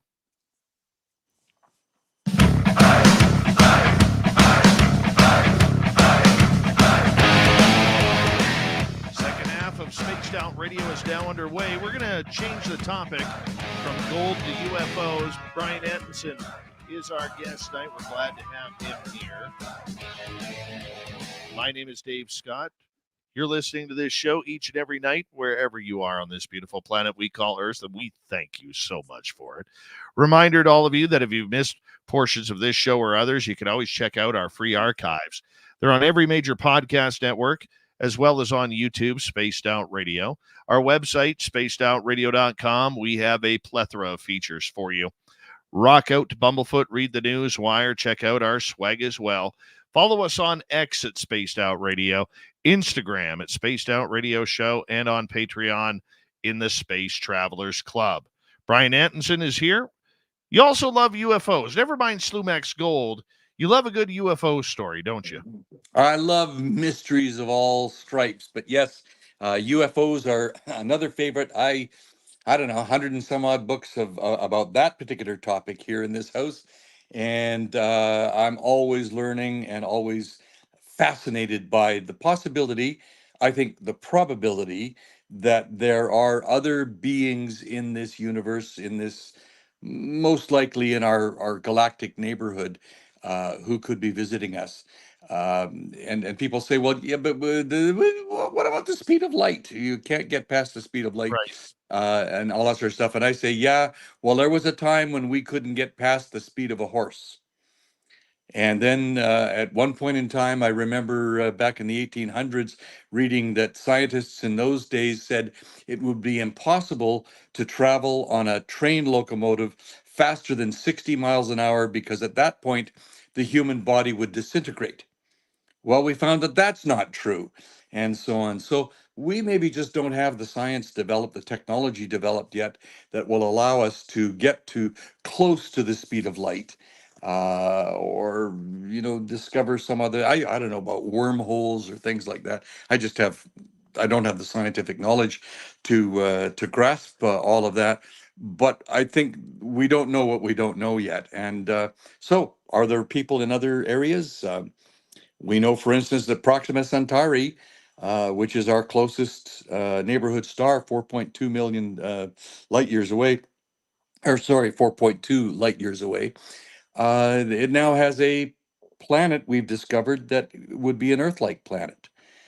Well, what if it's in their Goldilocks zone? What if it's in their area where something that's similar in life to us could exist there?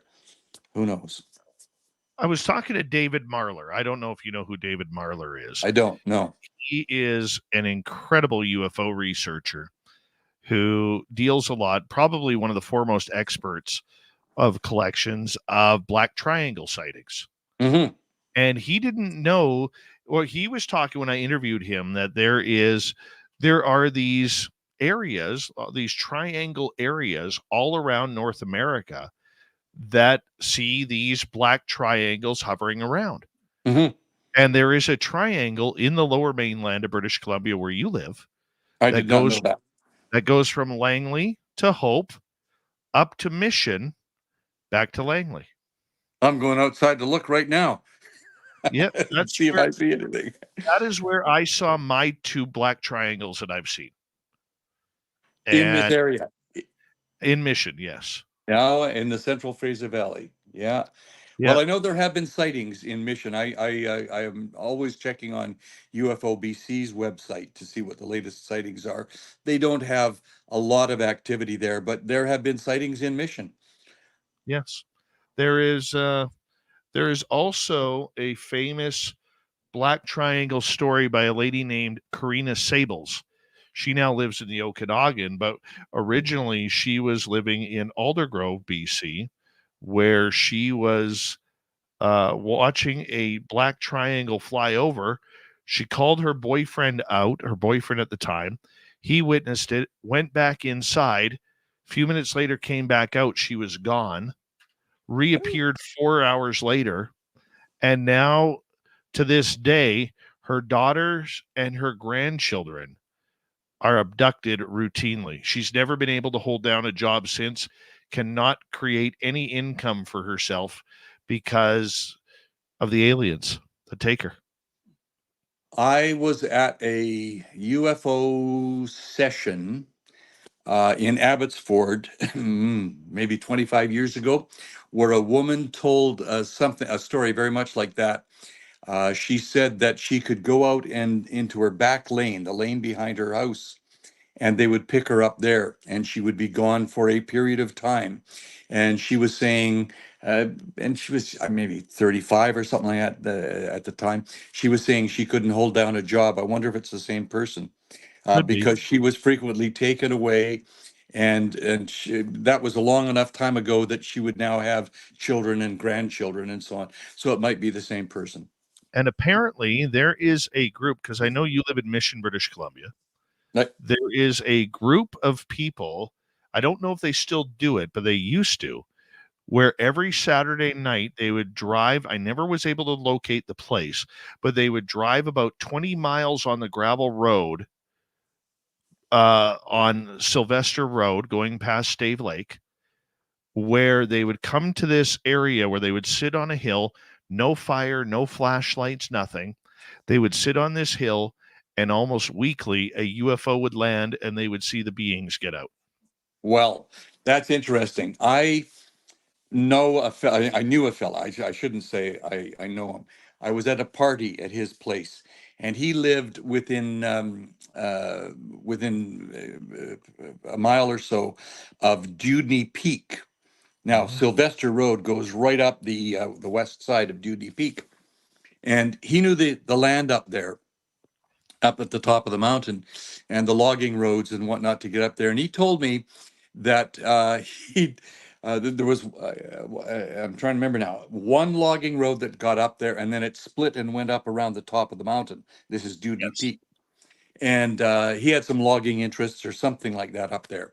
And so one night there were some weird lights up there, and the police were called. And so the cops came to him, and so they went up together. And so he stayed at one location, and the cops went up looking on these two different routes to see if they could find out what the lights were. Probably guys up there in their four-wheelers and all that sort of stuff, having a good time. They found absolutely nothing, and these lights disappeared. Well, it could have been headlights that were put out when the cops came. But he said that he's seen very unusual activity up there, and he wondered if these were UFOs. So there's a little bit of grist for the mill on that story. And of course, we're talking Sylvester Road, which goes straight up, goes past Devil's Lake, right, and up toward the Stave. So that's an interesting tale that has some other stuff that I've heard in that particular area. Two more stories from that area. This is true for me. We were up there probably in 2000. When did I start this show? 2014. It's coming up 10 years this month that I've been Wow. on the Well show. done, you. So it would have been around this time. We went up to Sylvester Road with a couple of UFO researchers from Vancouver. And it was the first time I ever did this. And I brought this psychic friend of mine named Samantha Mowat. And we went up there and she was picking up a black triangle. Mm. We were looking all over the sky, and Samantha is this highly intuitive ET contactee. She now lives up in Prince George. And she's actually on my team where we had the encounters with the Sasquatch at Flight 21. And she was picking up, there's a black triangle around here. I cannot see it. But it's here. We have to look. It's like she was adamant. We come to about an hour and a half later, we come down the hill and we get into cell phone range. I have 10 missed calls from a friend of mine who lived right behind Hatzick Lake, looking into the mountains. Her back view looked into the mountains where we were. And it was call me, UFO, call me. Oh, wow. And when we got in there, I finally called her. She's like, where have you been? There was a black triangle hovering over our area for about half an hour. Wow. And I was like, you got to be kidding. Like, it was way too coincidental. Yes. Yeah. Yeah. That happened. But the other one, too, is when you enter Sylvester Road, you have Davis Lake right at the bottom on the left side. And in 2006, there were two fishermen out there fishing away in the lake who actually got chased out of the lake area by a Sasquatch. Whoa. Up in Davis Lake area. Davis Lake, yeah, right there. Wow. I was there once many years ago, and only once. But that's interesting territory up there. It's very dark, of course. Dark sky. There's very little light pollution is going to be up that far north, and so on. So that would be a fascinating place for such encounters. Being as long in the media as you have been in, why do you think the media mainstream struggles to cover this subject, considering all the news that is out there? Because there has been no proof, it becomes the nudge, nudge, wink, wink, laughed stuff, right? And it's a kicker. So at the end of the newscast, you say, oh, and we have another UFO story. And so you toss it off. And, newscasters, news people are generally pretty intelligent and also skeptical people. So they don't want to believe something unless there is proof. And we've talked about that, at least two sources and, things like this. So that's kind of ingrained in you as you go into a career in journalism, whether it be print or radio or TV or these days social media, whatever. Be skeptical, question absolutely everything. I have not seen it with my own eyes, therefore I have to rely on you and your credibility telling me that you have seen it, and I don't trust you very much. Therefore, I'm going to make a joke of it because I don't know what else to do, right? And I think that's pervasive through the information industry. But these days, now with all the stuff that's coming out, very credible F-14 Tomcat pilots reporting things from the Nimitz and all this sort of stuff. These are credible people, and nobody's laughing at them anymore. And we all know pilots, airline pilots, who say, "Well, I've seen something, but I can't report it because I'll lose my job." That's part of the media type thing. I'll lose my job because the airline can't have a nut piloting a flight over to London or something like that. And so that pervades our society. Nobody wants to take it seriously. These days now, since these things have been coming out, I think are more and more credible. Certainly the US says that they're taking these things seriously now. And some of them are just larks that, nobody can prove. But when you have a Navy pilot who says, I chased this little tic tac, and it was moving at an incredible speed. And then somebody else says, yeah, well, it was actually relative to the formation of the waves in the area where you were flying, it was nothing. No, no, no, no. Navy pilots don't make that kind of mistake. They're highly trained, they're observers, they know what they're up against, they dogfight, they train on this sort of thing. To me, they're very credible. So I think we're going to see a change come with all of this information that's coming out. And Lou Elizondo's book, which I have in my hot little hand here, has convinced me even more that that they know things, and still there's things that he can't say, that he's not said in this book, I think. Well, Lou's in little bit of trouble right now. Oh, is he? Tell me about that. Well, he did a presentation about a week and a half ago on his live Q&A that he's doing around the U.S., and he put out a picture of allegedly from a high-rise in Romania that caught a UFO mothership. He said that he got this photo from a government official, and he said the photo was he first saw it 2 years ago, and then only a couple of days ago, prior to this talk, came into possession of it, and it was a reflection of a ceiling lamp. Yeah. Well, that's one of the oldest problems, and anybody knows that. A ceiling lamp is very very easy to diagnose. So he's made a mistake. Has he admitted to it? Oh, yes, and Okay. in fact, he is taking so much backlash over it. We're going to get into this in the UFO report a little bit later with Tim for more detail, but allegedly he has canceled a lot of his tour dates now because of this, because there is a lot of people now claiming, and I've got this from insider information, there's a lot of people wondering now if he's trying to pass off what I call a ULP, an unidentified lighting phenomena. Okay, and trust me, there will be ULP T-shirts on the Spaced Out Radio store very, very soon. Okay, That's a good one. but the big thing is the big thing with Lou is that even his own insiders now are wondering, how do we trust him? Yes. If he tried to pawn this off, I mean, it would be the equivalent of say a government official, in British Columbia, a premier or a governor in the United States, giving some sort of false accusations of something or false claims of something, and not like we don't see it in Ottawa all the time right now. Yeah. To keep this non-political, but it would be the same thing where normally they would resign over something as laughable as this. So I don't know the story. I will do some research on that and find it tomorrow. But the fact that he has admitted I'm wrong, to me, speaks of his own credibility. And it's like I was talking about earlier with professional journalists.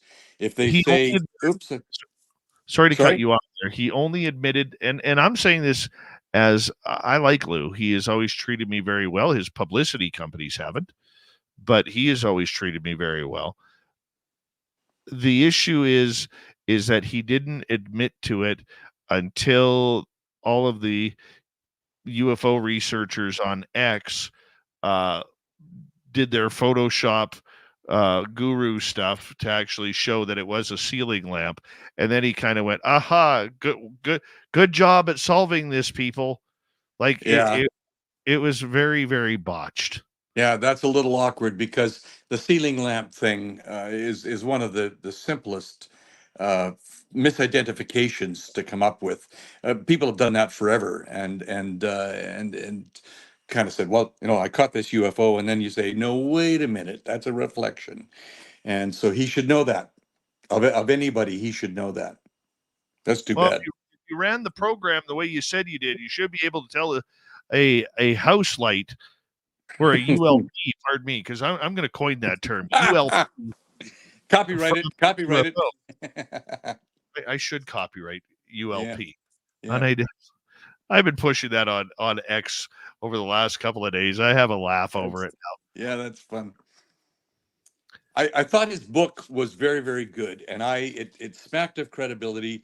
It was one of the things that caught my attention was that the supposed superior people, senior people to him, uh, said, "We don't know who he is. We're not even sure that he ever worked with us." And then when he presented his evidence and all the proof, they said, "Oh, yeah, well, actually, yes, we do know who he is." And he has some pretty credible people behind him, or seemingly credible people. So yeah, they tried to diss him and forswear any knowledge of him or anything like that. And then they had to admit he had the goods on them. And so I found that to be credible.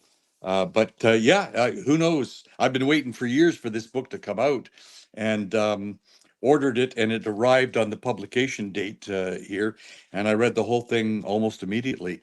And I tend to believe what he says. But now you've raised some concerns on my part. I want to believe too, in regards to it, but I do have to question, Yep. what else has he said that isn't true now? Yeah. Because I think journalistically speaking, that's the follow-up question. Yeah. If you boggled this one up, Yeah. what else have you boggled up? What else have you tried to sell us that really isn't kosher to the truth? And when you're in his kind of business, all you have is your credibility, and the credibility has now been shaken, and rightfully so. That's too bad. 3 minutes to go here. Do you believe then that, we are going to see some sort of admittance to what is really going on? Because for some reason, people always think that whomever the president of the United States is, it has to be the one who says, "My fellow Americans, we are not alone in this universe." Hmm. I think we are going to come to that point.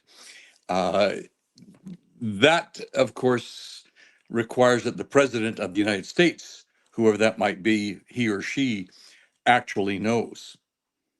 And if you've watched the Obamas and the Clintons and so on, talk about, they're very, very deft at saying there are things that I cannot say.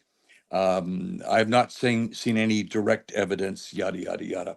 In other words, I haven't been to wherever they keep the UFOs in the latest stories or whatever, and see. So plausible deniability is a big thing.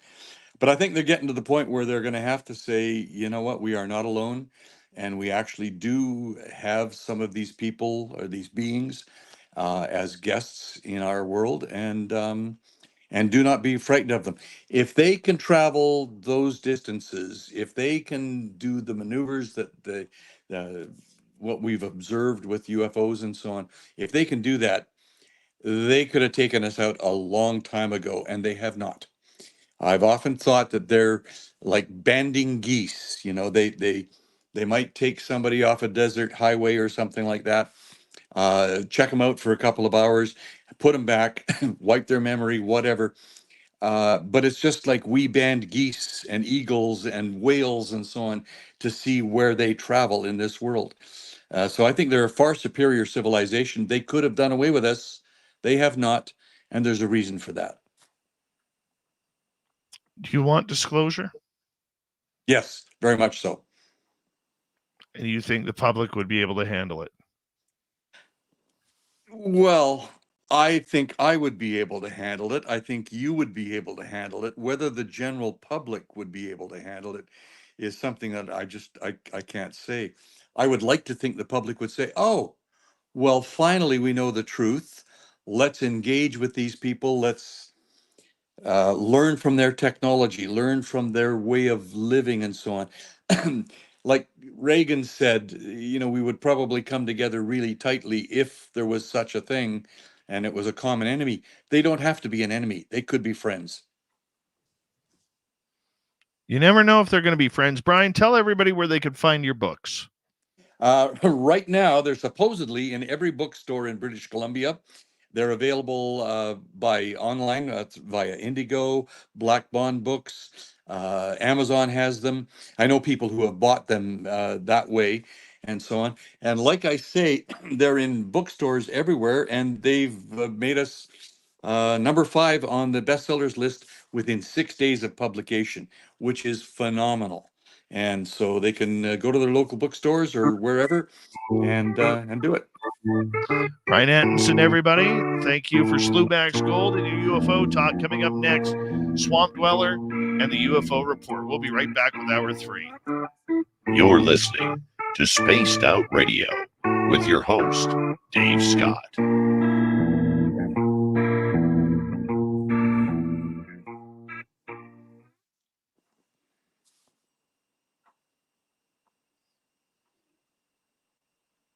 Wonderful show, Brian. Thank you very much.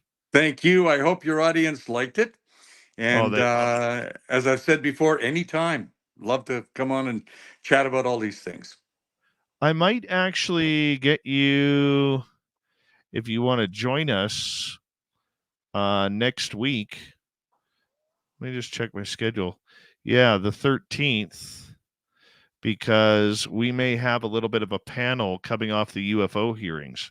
If you want to come on with us. I'm just looking for a piece of paper around here so I could write that. Can you fire me a note about that? And Yep, if I'm available, we'll fire you a note. yeah. And if I can, and if I can contribute in some way, that would be good. Yeah. All right. We'll talk soon. Okay, sir. Good to talk again. Right. Bye-bye. Okay. Bye-bye. Brian Atkinson, everybody. Wonderful show. Wonderful show. We'll be right back, okay?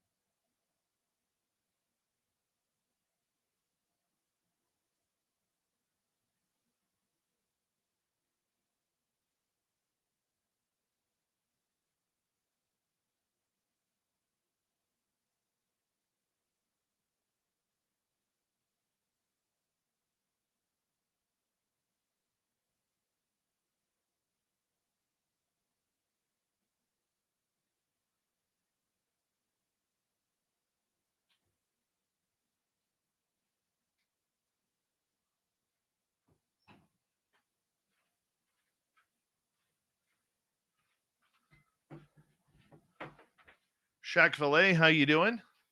We've got a minute to go. Original AA Ron, nice to see you. Elephant, how you doing? Nice to see a cheap shot hit and run. Good for you. Good for you. Yeah, we don't have problems getting guests around here, buddy. We've been doing this a long time. Nina Williams, thanks for coming on in. I love the hit and runs. Pony Pong, how you doing? 14, The Movement. Welcome to SOR Chat. Paradox Fossils, nice to see you.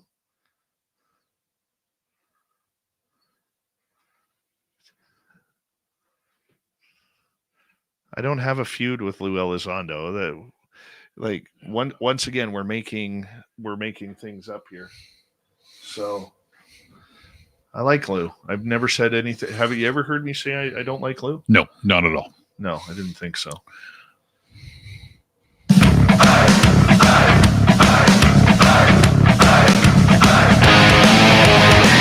Here we go, the third and final hour of Spaced Out Radio tonight. My name is Dave Scott. It's always a great pleasure to broadcast to you each and every night right here on the SOR channel. I like it here. Me too. It's fun. It is. It's really fun. Thank you for joining us. Hello to everyone listening in on our terrestrial affiliates around North America, digitally on every major podcast network. Our website, spacedoutradio.com, we have a plethora of features for you. Rock out to Bumblefoot, read the news wire, check out our swag as well. Follow us on X at Spaced Out Radio, Instagram at Spaced Out Radio Show, and on Patreon in the Space Travelers Club. The Desert Clam has set the password for tonight in the SOR Space Travelers Club. Hangman. Hangman is your password. Use it wisely, Space Travelers, as the Clam sets the password each and every night right here on Spaced Out Radio. Let's head to the swamp. Hello and welcome to Spaced Out Radio's Swamp. I'm Swamp Dweller, and tonight I'm going to take you on a mystic journey of the unknown, sharing tales of monsters, legends, and nightmares. Welcome to the Spaced Out Radio Swamp. I've been a firefighter here in New York for a good decade. I've seen everything from the smallest of fires to the biggest infernos that would make you swear hell itself had opened up. Being a firefighter is an amazing thing. You get to help people, and the people you work with are your family. It can be a bit rough if you are raising a family of your own, but I've never really had that problem being the lone wolf I am relationship-wise. It isn't that I don't like the idea of having my own family. It's just that I'm pretty much married to my job, and I've never really had the time to meet anyone. At any rate, it is a boon in my life because of the dangerous nature of my work. Enough about all that, though. I'm going to share with you a story about some strange fires I dealt with a few years back. The first in the series of strange calls we got came in on Friday at 11 p.m. We got up and headed to the docks to check out a warehouse fire that had broken out. So far, so good. As things seemed relatively normal, we put the blaze out quickly upon arrival. While going over to the scene, it appeared as it was an electrical fire of some sort. Later confirmation would indeed reveal as such as well. All right, I thought. These things happen, and now it is resolved. We get back to the station and fight several other fires over the next 24 hours. These are all fairly normal occurrences as well, or so it seemed anyway. It is Saturday at 11 p.m. when we get a call about a second warehouse fire near the docks. So, I'm someone who notices odd things. For example, 2 nights in a row with an 11 p.m. call. Odd, but probably nothing to worry about. Still, I note this in the back of my mind. The fire is quickly contained. It is once again an electrical-related issue. That was also a bit off to me. Still, I went on about my shift. 3 nights later, at exactly 11 p.m., we are called out to another fire, once again, a warehouse in the docks. At this point, I'm weirded out a little bit. We fought this fire for a good hour. We were able to subdue it, but, strangely, as we were about to pull away, the area erupted in flames again. again. This was strange, but we were able to subdue the fire once more, and thankfully, no harm was done. Later, the investigation revealed another electrical fire. Okay, I think to myself, 3 electrical fires, all at 11 p.m., all at warehouses in the docks. If I didn't know any better, I would swear there was something going on there. A couple of days later, my buddy stops me as I come in from work, and he is leaving. He shows me something weird from some photos from the scene of the fires. There's a pattern that has emblazoned itself upon the walls of each place that was burned. It looks like a tree. It is distinct enough that you can see the design, and next to the tree there appears to be a hooded figure. I remember saying, "That's strange," but then I thought, an odd series of coincidences, maybe. My buddy seemed to agree, but he wanted to show me patterns anyway, as he knew I'm intrigued by odd things like that. I go about my shift that night, and everything is fairly normal. There aren't any huge fires, and any first respond calls we got due to medical emergencies or other happenings were all resolved without any incident. The next week is the same, just your standard fires and nothing too crazy. A month later, we got a call at 11 p.m. to respond to a medical emergency. We arrive at the scene to find an older woman who's struggling to breathe. We try to calm her down and we check her out. She's just screaming, "Fire! Fire!" Eventually, after much struggle, we were able to calm her down. The woman looks at my buddy and says, I'm sorry, sir. I'm sorry for your loss. Please forgive me." We look at each other for a moment and reassure the lady everything is going to be just fine. We are all a little spooked at this point, but everything seems fine. And it is fine, until 3 nights later. 11 p.m., we get a call to respond to a house fire.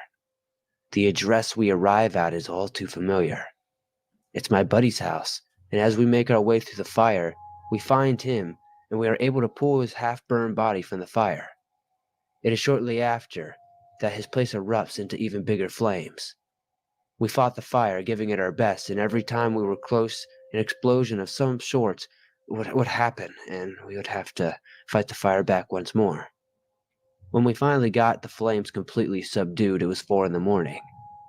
My friend was in the hospital, and his family, a 7-year-old daughter, my buddy's wife, and their dog, were dead. Fire was electrical. The investigation itself didn't make much sense, though. I wish I had the words to describe my sorrow. My buddy was forced into early retirement. His burns were too great to allow him to do his job again. He was never the same after that, understandably so. I remember going to his family's funeral. It was a cold day. My buddy wouldn't speak, so I spoke on his behalf. He looked lost, but as I was about to leave, he handed me a piece of paper. I was going to take it, but he gripped me tightly and looked me in the eyes. The look in his eyes suggested that he was afraid and deeply saddened all at once. Once he let me go, I opened the paper, and during the funeral he had been sketching, the sketch was what he gave me, and when I saw it, I felt a sense of dread and cold wind pass by. It was a drawing of the image emblazoned at the other scenes of the warehouse fires. It was a tree with a dark hooded figure next to it. I asked my buddy what it meant, and uttered the only 3 words I ever heard him speak ever again. I saw it. Spooky as always. That's why we love Swamp Dweller around here, where he takes us on an adventure to kick off hour 3 of this show each and every night. If you want more, just head on over to his YouTube channel, Swamp Dweller. He's got thousands of stories just like that. Let's get to the UFO report. That is an interplanetary flying space saucer.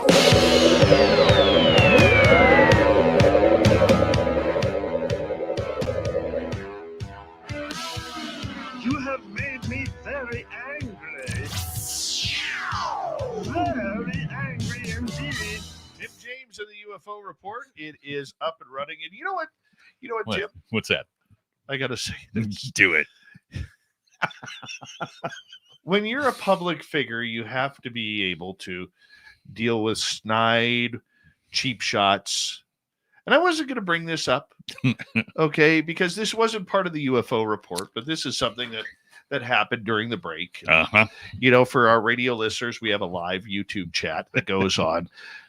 during this show, and we like to interact with the audience. But the Mhm. one thing I can't stand, I absolutely hate it because, it's kind of like that wannabe tough guy Mhm. who literally has to, when you're out at the bar one night, it usually happens when you're in your 20s, Yes. and Uh-huh. there's that one wannabe tough guy who Mhm. has to cheap shot you and Yeah. then runs behind his friends, to hide. Yep. Yeah, we had that moment. Yes, we did. I'm not going to post the comment, No. but I will read it because I'm that guy. It's been a couple of days since you found a reason to bring up your Lou feud over your bruised ego. Great restraint. Wonder why other guests tell you they are no longer taking interviews. Okay, this is a fun hit and run Yeah. because this is one of those people who tries for aha caught you moments. Right. Okay, just like Brian was saying earlier Mhm. about people want the headlines, they don't Yeah. want the depth of the story anymore. This is a perfect example of this because at no time have I ever said that I have a feud with Lou Elizondo. Not that I've ever heard. I've never said that. Now then. So fake news, Mhm. my headline, aha, caught you moment. And then second, I don't have a bruised ego. I've No. dealt with, look, people, I have dealt with PR companies for 26 years. I know a professional PR company and their standards, and I know ones that are not. Mhm. And did we get screwed out of an interview? Absolutely, we did. But that doesn't sit there and mean that I have a bruised ego on it. My job is to bring people to the attention of what's going on. What? And if I do that, you get moronic comments like this, okay, that Mhm. now take up airspace and time. Mhm. But if we don't address it, then, they continue on. Maybe we're not the show for this person. That's fine. Okay. But at no time have I ever said that I don't like Lou Elizondo. Why would I be able to text him or call him Mhm. at any time? Why did he give me his personal phone number if we don't get along? Exactly. Right? So I just think it's funny. It is kind of. I think it's absolutely funny that, these type of people, they come in and they give you a hit and run Mhm. and they don't have the audacity to want to hear the conversation. No. Or the debate. That's right. You have an Elizondo story. Go ahead. Oh, yes. Speaking of Lou, what has happened is he put out a little bit of a brief here, and he put it out on his X and whatever. But he says, "Hey, everybody. Due to a recent scheduling conflict, we will be moving the Jacksonville and Evans talk dates to early 2025, where we will also be adding more dates around the country to continue the disclosure discussion with the U.S. public.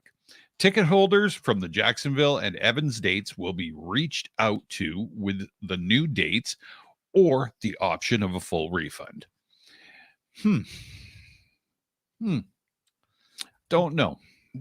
Are you assuming that this has something to do with the latest controversy regarding Elizondo and the ULP, unidentified lighting phenomena? Copyright Dave Scott Incorporated.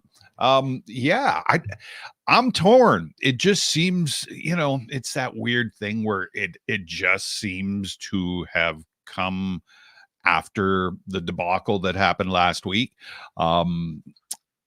I really don't know. I would suggest that maybe there's a little bit of regrouping going on. Just my speculation, but I would suggest that there's some regrouping going on, and it might have been a better idea to, dial it down and take a bit of a break while hopefully this fades away or whatever they need to do for damage control. But yeah, a little bit. I'm kind of thinking it was not convenient. It was just strange that it happened so close. Now, I haven't looked at his schedule to see if he's canceled anything else. These might have been just, something that happened, but yeah, it just seems ironic. Well, I do know that his PR company and the people that he has surrounded himself with have been in emergency mode Yeah. after the ULP incident. And I know you're laughing when I say ULP, but what else can you call it? I don't know. Right? So for know. people who don't know, yes, let's explain what happened, because I want people maybe listening to the first time saying, what are these guys talking about? Exactly. So basically, he was in an event, a paid event, private event, doing a Q&A, and this was last week, and I think it was Pennsylvania or something. And he had put a picture up on the screen during his presentation, and described this photo over top of a city, and it kind of looked, for people who haven't seen it, it kind of looked like a somewhat quasi jellyfish, but it was huge, and he referred to it as a mothership. And what happened after that was that first of all, he had seen the photo 2 years ago, and then it was given to him for this presentation, and it was apparently vetted, like, by his people or whatever. Wasn't him that vetted it. And it went up, and bottom line was, this thing was a reflection of a light fixture in a window, which basically put egg on his face. And like you had mentioned earlier, he had also said that, good job when everybody, all the sleuths on the internet figured it out. I got to give it to him. He didn't make up excuses, but it was good job for finding that out, and way to debunk this and stuff. Yeah, so that's where it sat. And like I say, that was a pretty big, and we've discussed it, obviously, that was a pretty big egg on his face, and that was pretty rookie, in my opinion. And so this delaying of some of these other events kind of make me go, could it be corresponding with it, or is it just coincidence? Well, I do think that, this is a big black eye. Yeah. I mean, this is a guy people needed to trust. I remember going back, if we go back in time prior to 2017, when New Ufology was born. Right. Where all of these people, these legends, whether it was Grant Cameron or Richard Dolan or Victor Vigiani or Stanton Friedman and many others, Jim Sparks and Jim Mars and Linda Moulton Howe, and we could go list off another 20, 30 names, right, where they always said, if we could get one person from the inside to come out and tell us what was there, we would be golden. That would really push the UFO world forward. Right. Then came the To the Stars Academy with the failure by Tom DeLonge of Blink-182. Right. But we got the introduction of Lou Elizondo at that point, who claimed that he ran this program called ATIP. And from there, we got our guy. And Lou was our guy. And many people right off the bat, claimed that he was not legit. Right. Including a very, very interesting film called Who's Lou? That you can find online. Who's Lou? You can find it on YouTube by a guy named Manny Area 503. Okay. And it's a very interesting film. And the way he put it together way back then, there's a lot of things on that I don't agree with. Okay. But he's pretty spot on with what he was able to find. Okay. So the interesting part about this is that there was a lot of people against Elizondo. This is where we got the rumors of the disinformation agents. We got, we got the debunkers coming in, and Elizondo, for many people, became a deity Yes. And I remember asking him when I interviewed him a couple years ago, asking him what he thought about being a demigod. Oh, yes. And he didn't like it. He didn't like it at all. No. And he didn't understand why people were treating him that way. Mm-hmm. Okay. In fact, he said it was very uncomfortable. Yeah. Fast forward to now, he had been silent the last couple of years because of, writing the book and getting the book prepared and getting it ready for production. And then it comes out, the PR company from his publishing company takes over and puts him on these schedules. And a lot of shows, including this one, got screwed out of interviews. No, I'm not bitter. That's part of the business. Yeah. Okay. And it basically said that, they put him on this public tour. But the problem is when he stated that this photograph was real, right, that was taken in Romania, a government official showed it to him 2 years prior. That's right. If you were the head of that program, yeah, you can tell a UFO from a ceiling lamp. You would think so. You would think so. Okay. We got about 2.5 minutes here. Yep. And I think that's let a lot of people down. A lot of people who've said, I have supported you and your cause from the beginning. Yeah. And I have wanted this to happen. I've wanted this to come out. I've wanted this. You're our guy. Yeah. We're all waving the Praise Lou flag. Mm-hmm. Okay. And now, how do you trust anything else he said? If he can come out and state that this was a false picture, that, hey, you got me, guys. Thank you for your help in debunking this. Right. You were the head of the program, allegedly. Yeah. Okay. You were head of the program. Right. You're the guy who smuggled the videos of Tic Tac, Gimbal, and Go Fast out of there by marking them as drones. Yeah. I don't know if many people know that. That's the truth about how those videos came out. He did not mark them as UAP. He marked them down as drones, which declassified them. Uh-huh. What else have you not told the truth about? And the worst part about it is we cannot confirm that, nor can we believe anything else. And I hate to put it that black and white, because I do like Lou. He's treated me on a personal level very well. But the facts are the facts. And since we can't vet him, we have no choice but to now be suspect of everything else that he is putting out there. What's your thoughts? We got a minute. I'm looking at it, and it just seems that the opinions that are going around about this right now, that's a big mistake. Granted, I'm not arguing that point, but because he made that big mistake, do people really not trust him anymore? Like, just because, I mean, and it is a big mistake. Don't get me wrong. I'm not arguing that point, but why? What else would he be lying about? And what else?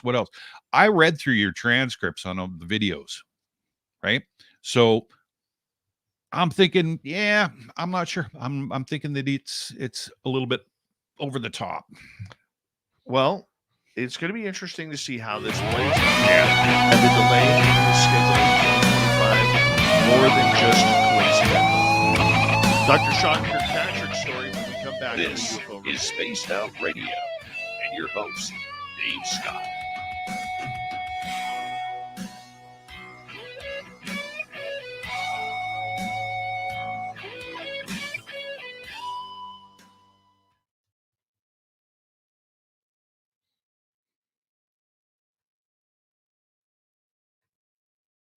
Now the big controversy behind that is there was a number of people who had bought tickets to those shows. Yeah. That were flying in.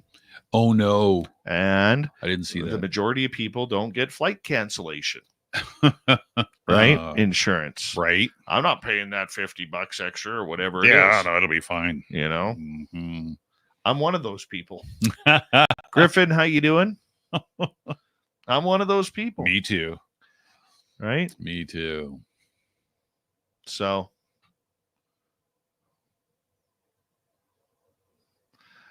I don't know. I don't know. No. I really don't. I don't either. Yeah. So many different angles, right? Yes. Contrary one, are there any real goons in today's modern hockey? Let's see. There's Rempe in New Jersey. Matt Rempe. Oh, no. New York Rangers, pardon me. Ryan Reeves. He's the current heavyweight champ. He's in Toronto. Vancouver doesn't have anybody. There's no real heavyweights anymore or goons. You got to go down to like the American Hockey League and the East Coast Hockey League if you want to see a good solid fight these days. Yeah. And don't you find with the NHL though that ebbs and flows, like all of a sudden teams get smaller. Right now they're on a speed and European kick. Exactly. Right. The power forward is dead. Mm-hmm. Now, but here's the thing. If you look at a lot of the American hockey players that are coming up, a lot of them are beautiful power forwards. Mm-hmm. The Tkachuk brothers, to name a couple. Yeah.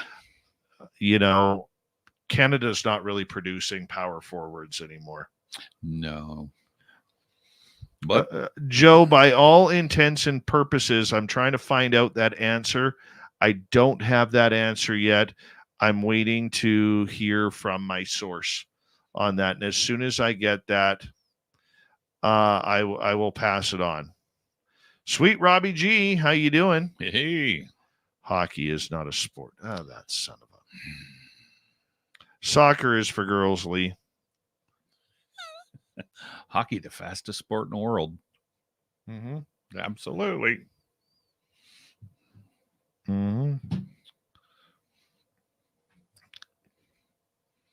But I am looking at that, okay? I am trying, guys.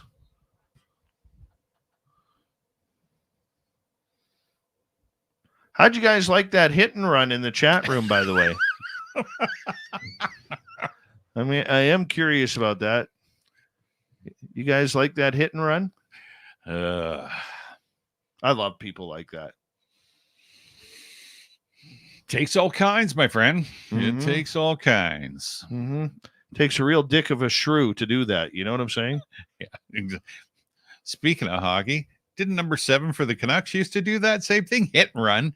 He'd be the first one crawling out under the scrum. What's number 7? Cliff Running. Oh, Cliff. It's because he wore a Jofa helmet. I know. That ugly kazoo helmet. I know. Yeah. I remember that. And then he'd dive down into the scrum and he'd crawl out from in between Mamesso's legs or something. Like, you just started this. The hit and run saying, I read it off at the beginning. Vanessa, you already heard it. Joanne, how you doing? Aussie, let me see if I can find it here for you. Let's go back up here. Where is it here? Can we find it? Oh, look at Rob G. Yeah, I watched your show. Yeah. How much did you pay him to say that? The guy's from Vancouver. He watches the Canucks only in the playoffs. I was like, oh no, this is going to backfire. I know it. And there it is. Oh, let me see here. It was from... We have time here.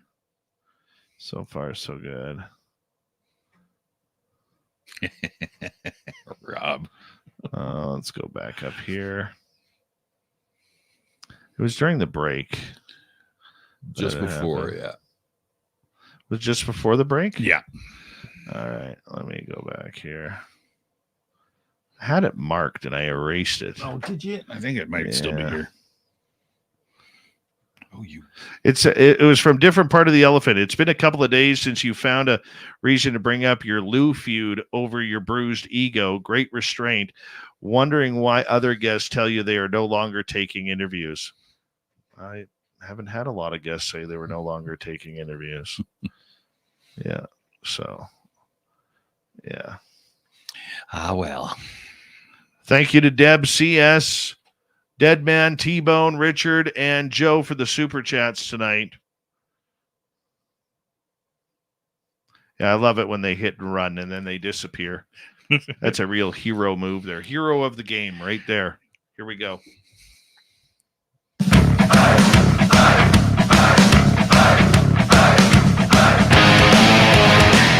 Here comes the third and final hour of Spaced Out Radio. My name is Dave Scott. Final half hour of the show. UFO Report with Tim continues right after this. Reminder to all of you, my goodness, my tongue-tied here. Reminder to all of you that if you've missed portions of this show or others, you can check out our free archives by going to youtube.com/Spaced Out Radio. Do me the favor, hit that subscribe button. You can find us on every major podcast network as well. Mm-hmm. Our website, spacedoutradio.com. We have a plethora of features for you. Rock out to Bumblefoot, read the news wire, check out our swag as well. Follow us on X at Spaced Out Radio, Instagram at Spaced Out Radio Show, and on Patreon in the Space Travelers Club. Tim James, UFO Report. You know, for a guy who doesn't like UFOs, doesn't believe in UFOs, see no evidence of UFOs, how the heck do we get back to Dr. Sean Kirkpatrick? Oh, my gosh. Oh, we don't know. So, former chief UFO investigator for the Pentagon, Sean Kirkpatrick, has revealed that the Pentagon has an alleged alien tech retrieval program that has shaken up ufology.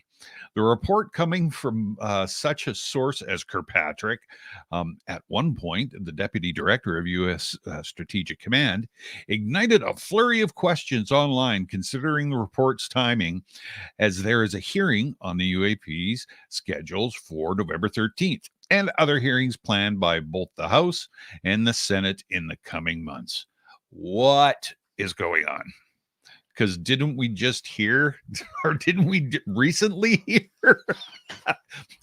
There's nothing out there. We found nothing. There's nothing there. Absolutely. Everything was a balloon. And no, this doesn't happen. And we don't have any secret labs and blah, blah, blah. I think as of tonight, yes, we should officially rename Dr. Sean Kirkpatrick Chief Wiggum. And let me explain here.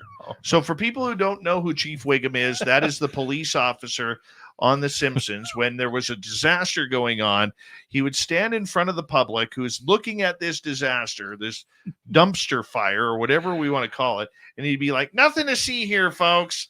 Nothing to see here. Move along. Nothing to see here. So let's get this straight. Okay. As an arrow here. Uh-huh. We have a guy who says there's no evidence. Mm-hmm. The U.S. government is hiding nothing about UFOs, not saying that they aren't real, but there's nothing here. There's never been evidence of a crash retrieval. There's never been evidence of non-human intelligence. We don't have videos. We don't have anything. He quits. Gives his final report saying, Chief Wiggum, nothing to see here. Yep. Goes silent for a while, and now comes back and says, hey, everybody, I'm starting a UFO crash retrieval team. Who wants to be on my team? Raise your hands. Exactly. Please explain to me how this guy has doctor in front of his name when he's playing us for stupid. I don't know. This hurts my brain. Yeah, no kidding. This hurts my brain bad. Yep. I don't get it. I really don't. Yeah, like you said, nothing to see here. And yeah, it's just again, one of the things that I'm sure bothers hundreds of people that listen out there, on people that are interested in this stuff. It depends. One day they don't know anything. The next day they oh, well, okay, yeah, there's something going on. And yeah, they treat you like a fool, or they treat us like fools Like, oh, we won't remember what was said. These guys are just kind of fly-by-nighters. I don't understand it. It does make us, well, it makes him look like an idiot. My opinion aside, it makes him look like an idiot. And yeah, and then I don't get where he's going to raise himself up from here. Like, where's the respect from even anybody in his field going, hey, dude, here's your report. And now you're like, what's going on? You're talking out of both sides of your mouth. And surprise. I mean, that's not a surprise, actually, because that's what a lot of these people do. And it's infuriating. And sometimes, and tinfoil hat, sometimes I wonder if this is just a set up. Let's keep them guessing. Let's keep moving the chess pieces. Let's keep the people that are interested. This is the way to, it's a shell game. Where's the ball under, right? And I think that's probably part of what this is, but I don't get it. Makes my brain hurt too. It's like, and in posing for pictures and new interviews and stuff, it's like, oh my goodness. Right? I don't know, man. I really don't know. It really is a pain in the butt. It really is a pain in the butt. And I don't think that the mainstream public understands how this is even played. No. Yes, he knows there's a phenomena out there. Of course. He wouldn't be in the UFO business, but in talking to people who have dealt with him on the government side, allegedly he's not a nice man. Okay.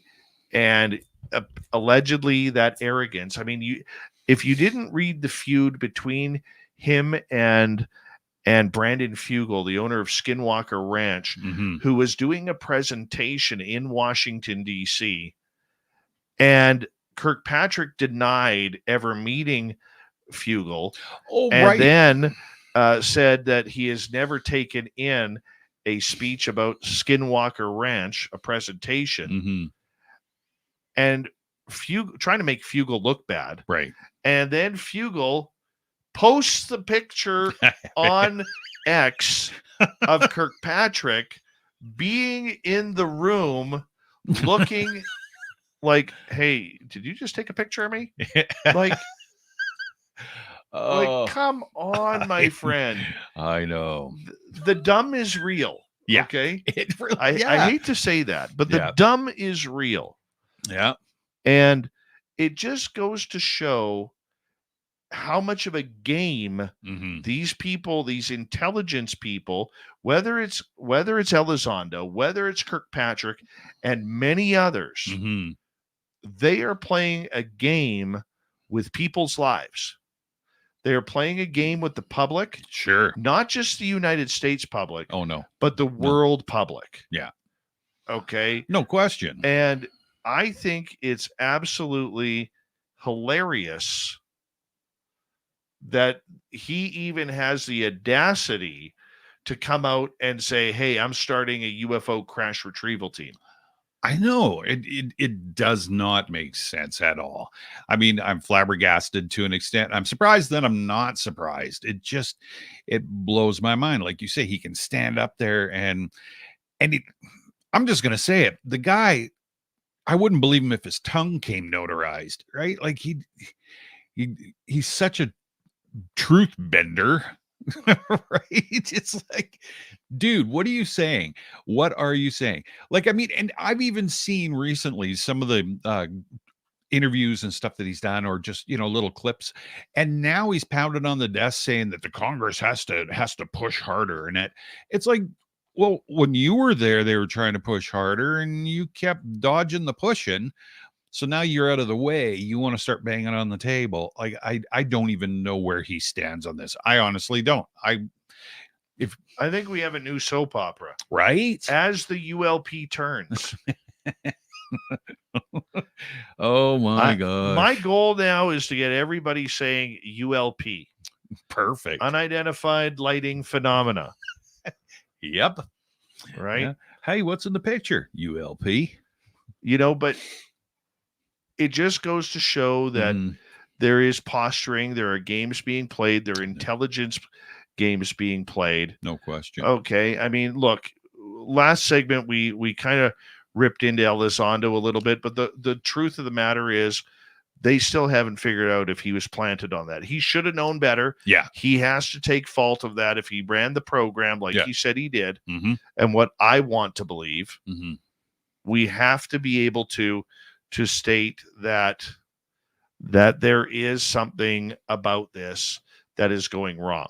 Right. Exactly. And is this a big derp by the intelligence community on ufology? It Mhm. could very well be. Absolutely. All right. We have to start getting things confirmed from people who are insiders.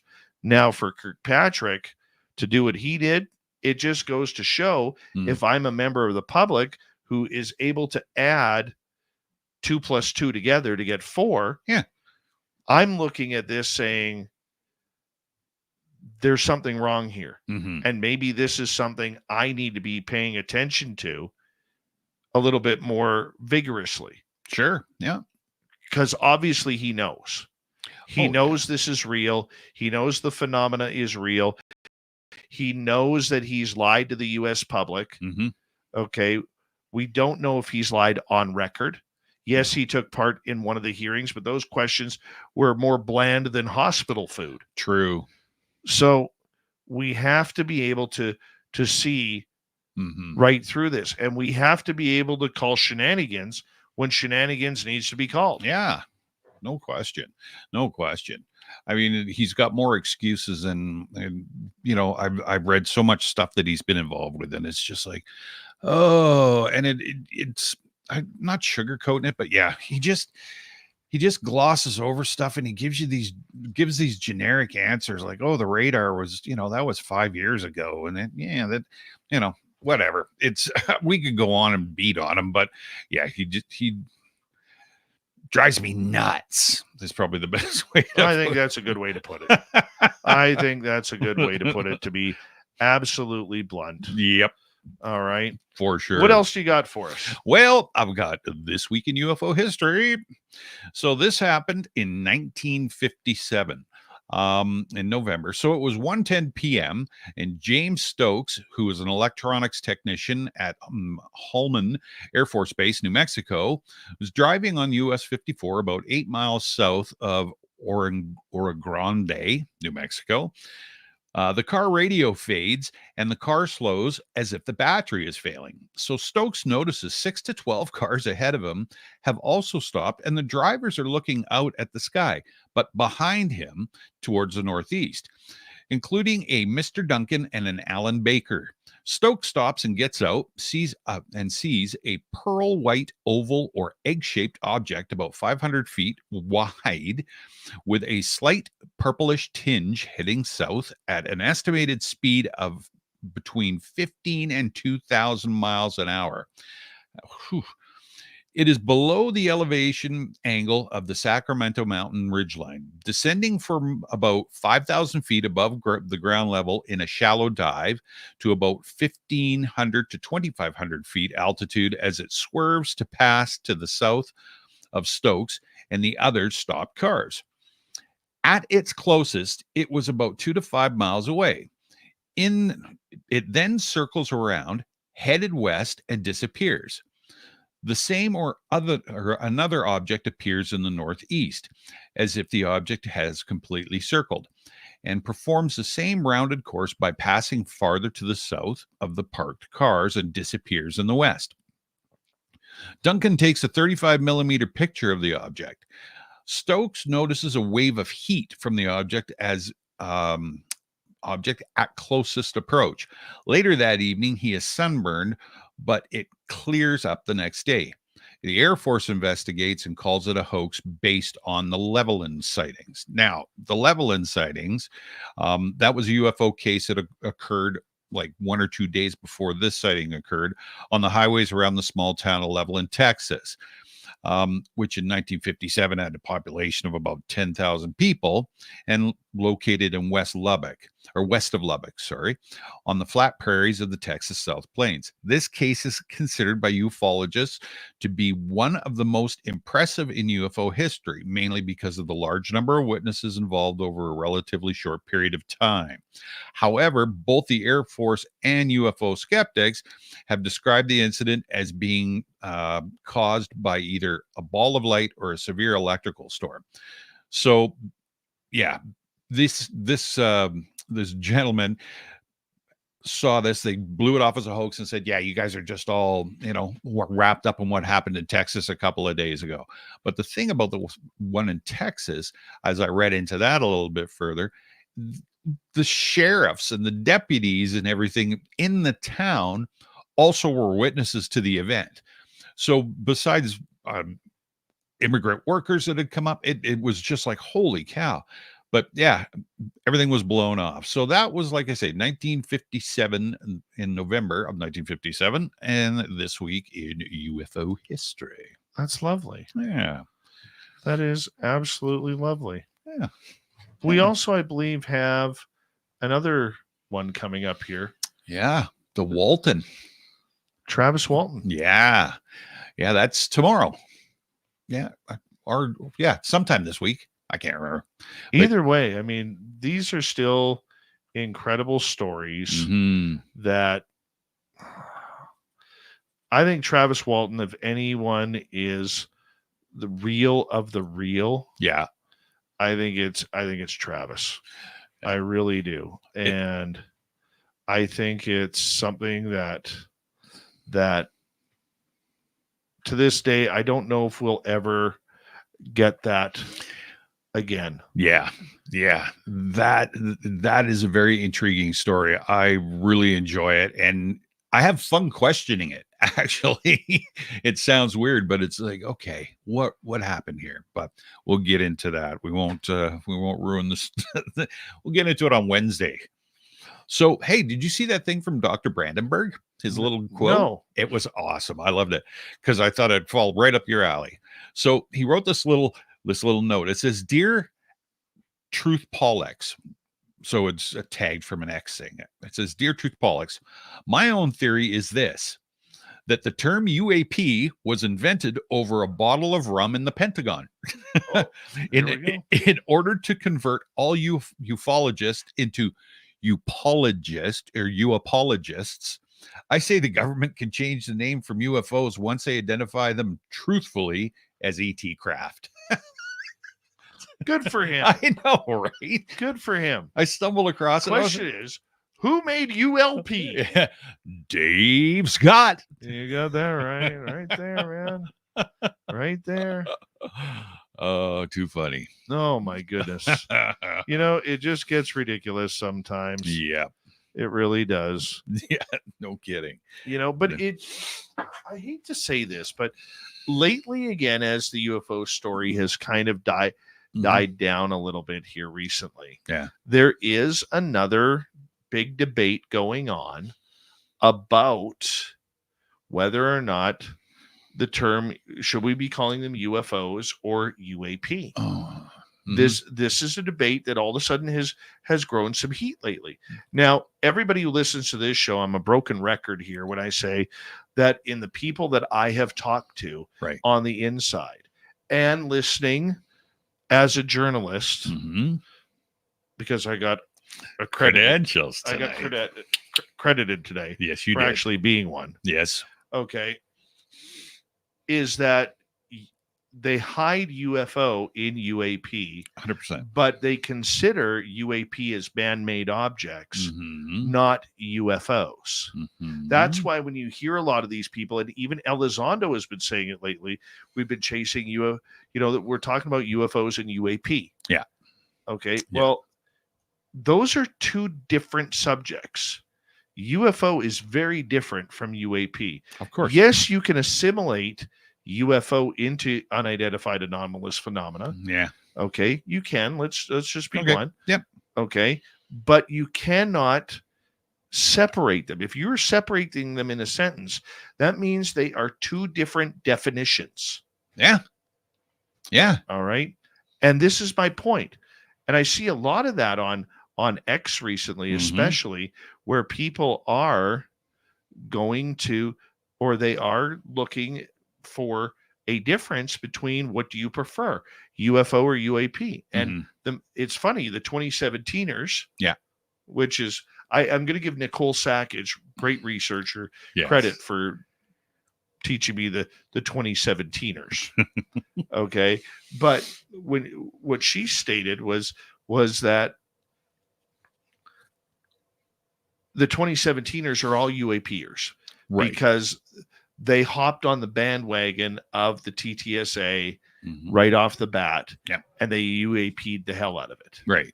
Whereas prior to 2017, it's all been UFO. So the great debate will continue on the UFO UAP subject, but I do find that very interesting. Very interesting. Well, did you see on X the slideshow that somebody got a hold of from the United States Marine Corps that distinctly separates them? It's heavily redacted, right? But it splits them in two, and that was in X today, and I noticed it. And then when I went to print out the report, it was like everything was black B1, black B2, black B3. But yeah, the very beginning of the slideshow, UFO, UAP. So you're right. They are two definitely distinct entities, I would suspect, or I would say.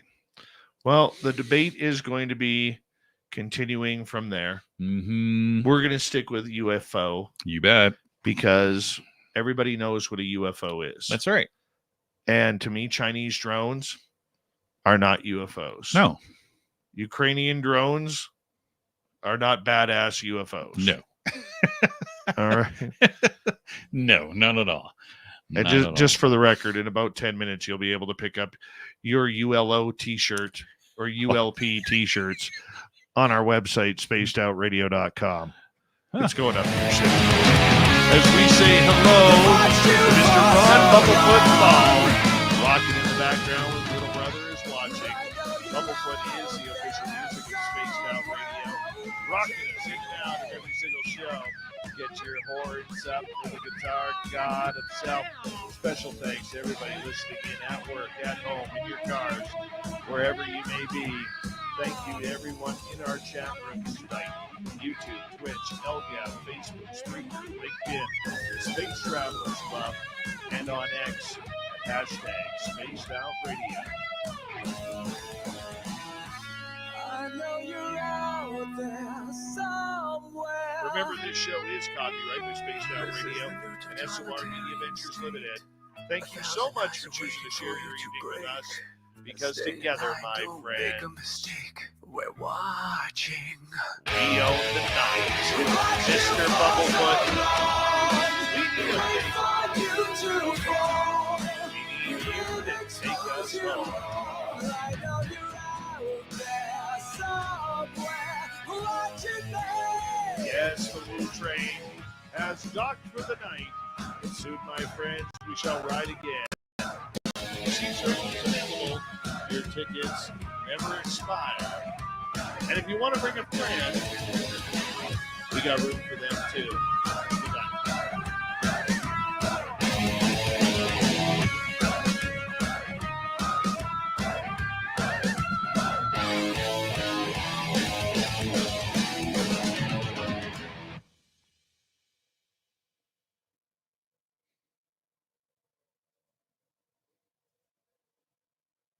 Seriously? Yeah, I got a red mark.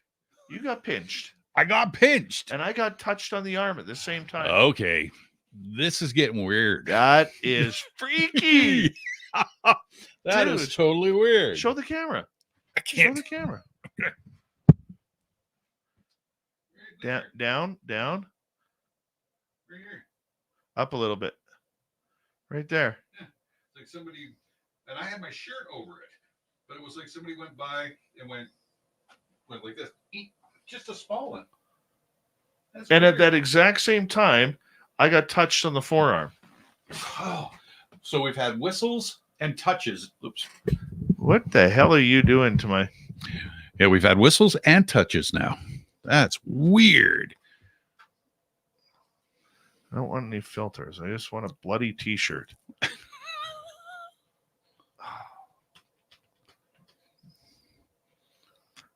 So you've already designed the t-shirt Oh, and it's ready to rock. Come look. Come look. This is fantastic. Sorry, I had to come down the hall. Oh my God, that's awesome. Unidentified lighting phenomena. Looks great. That's awesome. Okay. Cotton t-shirt right there. We're going to put the... Oh, I want one of start those designing. right away. We're going to... Mm-hmm. I think everybody will love them. Mm-hmm. Now, can you put ULP and then put the little copyright sign right beside the bottom of the Hey, P? man. I don't expect miracles with me making stuff. All right, now let's upload. Damn, that's weird. Dude, that was totally weird. What is wrong with this program tonight? Seriously. There's weird stuff going on here. When I was taking some notes during the show, my my program would shut down, and then I'm like, okay, I want to move this over to here. It was doing it automatically. Like all of a sudden I got lists in my notes. I'm like, I didn't put those there. Nice. Your studio is haunted, man. Totally. I think I might have to cleanse it soon. To be blunt. I might have to cleanse it soon. Maybe it's Agnes. Agnes. Agnes. Agnes. Yeah. And all the time that you were doing that, doing the ghost tour. Yeah. Never. Not once. Exactly, right? Not once. It's like, yeah. No, don't like it. I gotta go back. Gotta raise that up a little bit.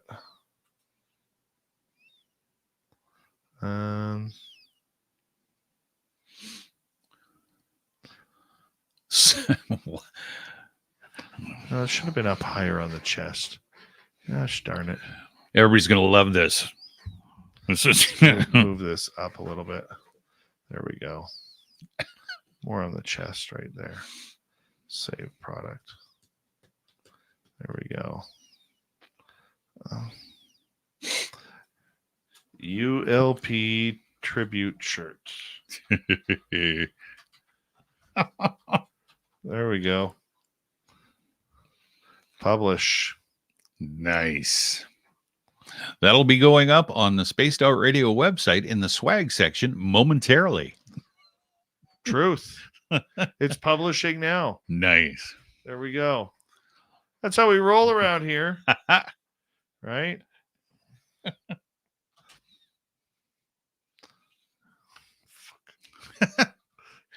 Well, if you don't capture things like that. Well, for sure. Because somebody else will. They'll make a bumper sticker and they'll retire to freaking... You know what?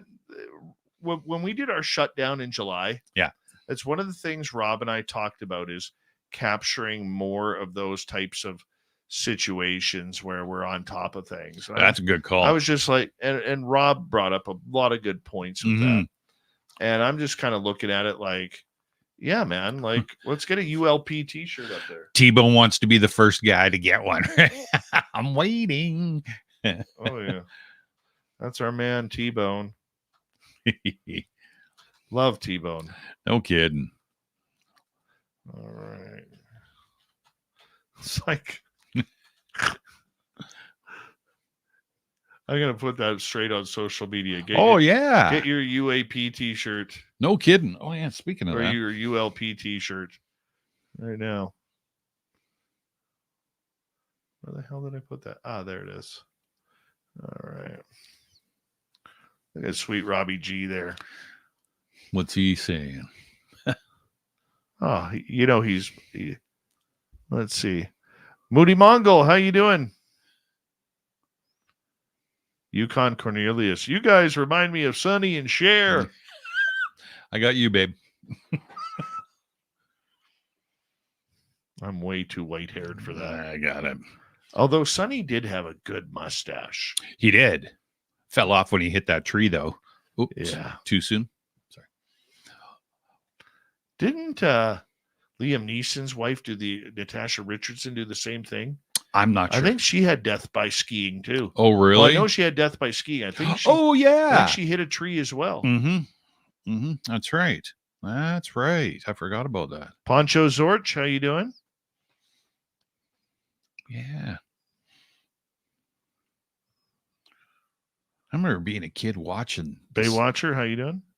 Watching the Sonny and Cher show. God, that was a terrible show. Oh, absolutely. I don't know what was worse, that one or Donnie and Marie.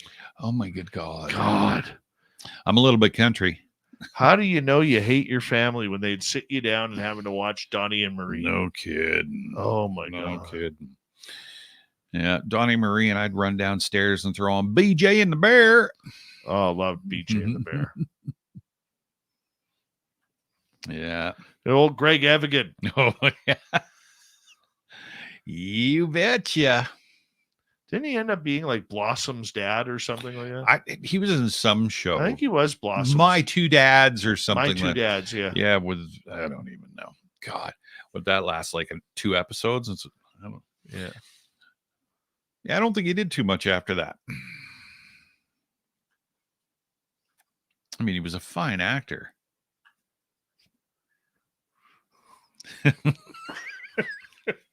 Hey, man. If Tom Woolpat. Oh, my gosh, yeah. And, why can't I remember Schneider. John Schneider. Yeah. Like 40 years later, they are still flogging that horse. Little did they know when they were signing up for that show. Oh, no kidding. Okay, that 40 years later, yeah, they would still be charging big bucks for autographs, man. Oh, yeah.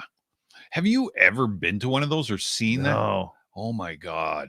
Like, I'm not one of those fanicons, or I don't even know what they're called. But, yeah. It'd be cool to go to one just to see, whatever, see what's going on. But I've watched some of those events on YouTube. There's a guy on there that I watch, and he does all that sort of stuff. And it's funny because, yeah, like they've got the signs up, and it was like the girl that played Corey Feldman's neighbor's aunt, in 2 episodes of some show that you never remember watching, and she's got her poster. It's like, that's not even really you, is it? And yeah, it's like, just a selfie is $20. If you want the autograph selfie, that's $50. Now, it's just like, are you kidding? And there's stacks of stuff. It's like, it's like Eric Estrada or something. Those guys. You either do the Comic-Con circuit, because the infomercial circuit is done. Oh now. My God. Yeah. Thank God for that. How many? For a while there, man, it was a bad rotation on every reality TV show. Because you had Eric Estrada. Yeah. You had Carney Wilson. Oh my gosh. Yeah. Like, did we not get enough of you when you had that horrid talk show? Oh, and yeah. you really thought that people needed your advice, right? That was horrible. Yeah. Sally Jesse Raphael. Boy, Smut TV was pretty bad back in the day. Yeah. I still like Jerry, though. Oh, how could you not? Yeah. I even got the Jerry Springer staff t-shirt, and it had security across the back of it. And on Halloween, one Halloween, I went out to Steve because I had no Who are you? I'm Steve. Steve Wilkos, who doesn't even have a chair on the stage. That's right. Get off my stage. Yeah. No, I used to like Jerry Springer. Uh-huh. Yeah. Mm-hmm. My God. Favorite show to nurse a hangover to on a Sunday when you were younger? Younger? Yeah. I dreaded Sunday TV, man. Well, we all did. Dreaded. You know what? Americans have no idea how badly we were punished Up on here? Sundays in Canada. Oh, brutal. For Canadian television. Brutal. Well, you had Walt Disney, you had the Beachcombers, but let's get to the reality stuff here. Yeah. Okay. Astro Boy. Yeah. Our Star Blazers. Yeah. Like, we're talking not even D-League cartoons here. No. Oh, no. Okay, horrible. Yeah, they were. Rocket Robin Hood. Oh my God, I forgot about That that. was terrible. Yeah. Okay. And then we got to get into, let's just. All right, let's open that. Anne of Green Gables. Oh, Jesus. Yep, I had to go there. Yeah. Or There's a Place. Oh, the Littlest Hobo. The Littlest Hobo was good. Yeah, he was okay. He was all right. Yeah. No, but I mean, when you were like in your 20s or whatever, and you'd been out on a wrecker on Saturday night, and you needed just a bunch of greasy food and to lay on the couch, what did you throw in the tube that it just totally make you go into brain fog? That just mine.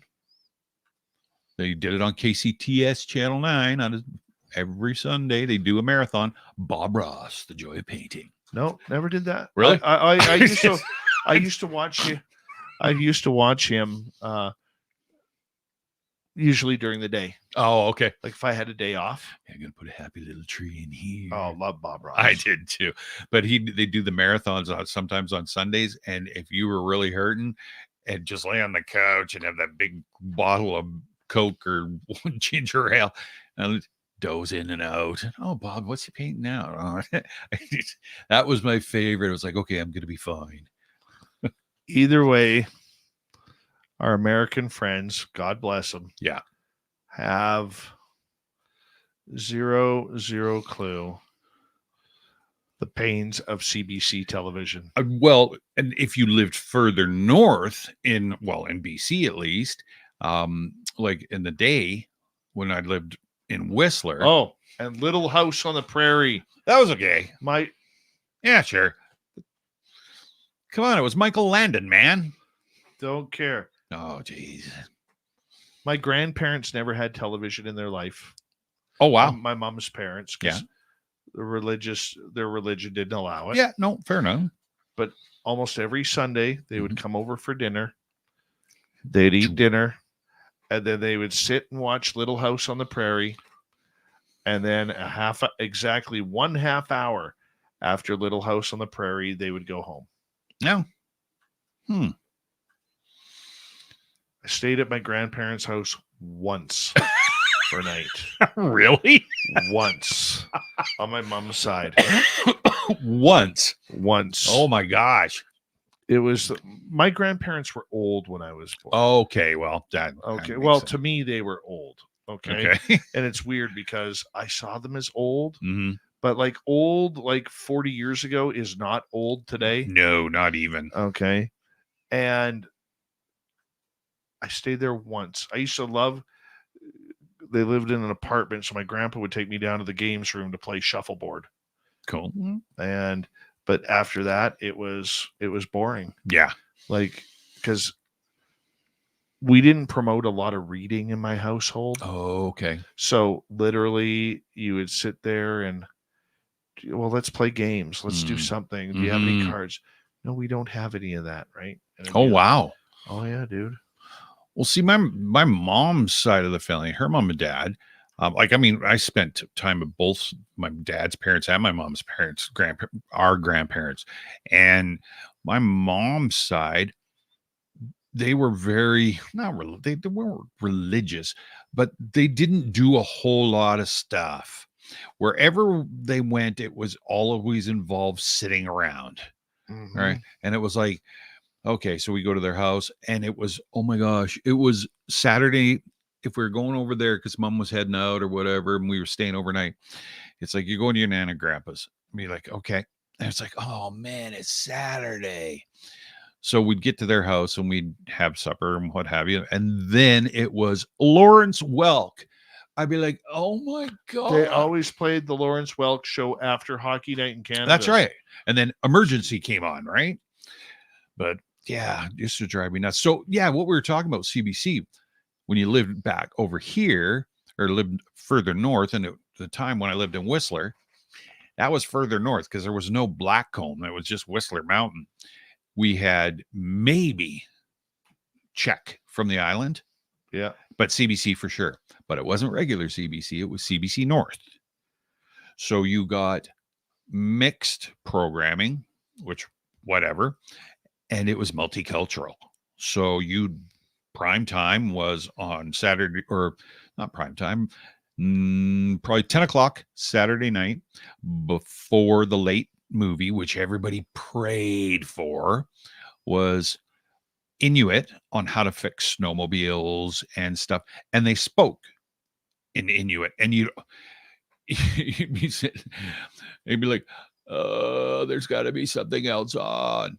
And no, they'd blah, blah, blah, blah, blah, blah, screwdriver, blah, blah, blah, blah, blah, blah, wrench. And I'd be like, oh my God. And my dad would actually sit and watch it.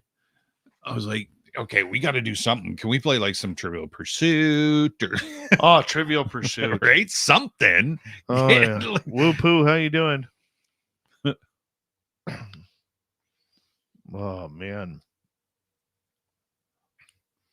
That is, yeah. Americans don't know the pain. No, they may have experienced their own pain, but boy, oh boy, we didn't like even anything to do with it. Did we really need a Rita McNeil show? Or how about every Grey Cup entertainment being Anne Murray and Burton Cummings? Yeah. But you had to love the Tommy Hunter show. No, I did not. It's Reach for the Top. Oh, God. Oh, yeah. And then Harvey Kirk would come on with his Satan eyebrows. Yes. Okay. Mm-hmm. This is CBC News. That's right. He scared me, Harvey Kirk. Mm-hmm.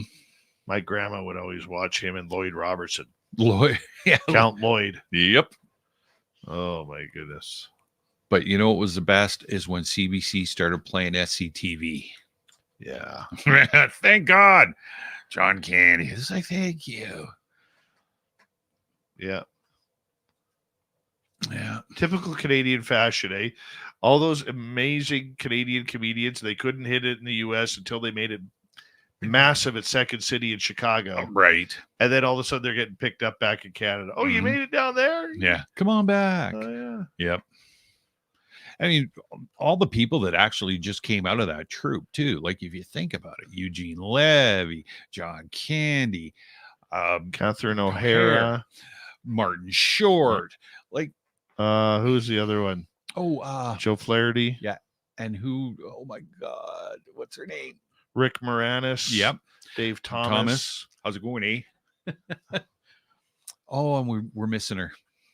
The dark-haired lady. Yeah. Plerini Scleroso. Oh, she was funny. She was. Okay, I gotta look it up now because we can't do that without mentioning her. SCTV cast. Where is she? Andrea Martin. Oh, Andrea Martin. That's it. Harold Ramis. Yeah. Yeah. Robin Duke. Yeah. Good old Canadian TV. Or when it went off the air, and they'd play "Oh Canada."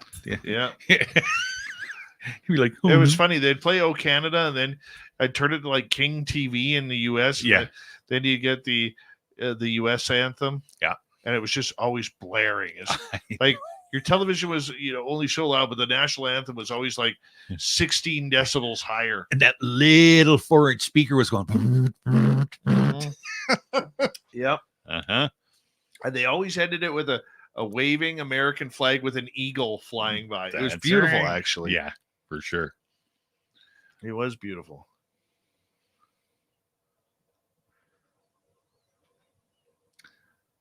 Laugh-In was not funny. No, I hated Laugh-In. Oh, T-Bone ordered the shirt. Just ordered a ULP shirt. Okay, it's up and running now. I'm going to go advertise the ULP shirt. Nice. All right, let's go to our store here for a second. Where's our website? God damn, where's the website? SpacedOutRadio.com. Thank you. No problem. Do you have a plethora of features? I was just going to say, there's a plethora of features. Uh-huh.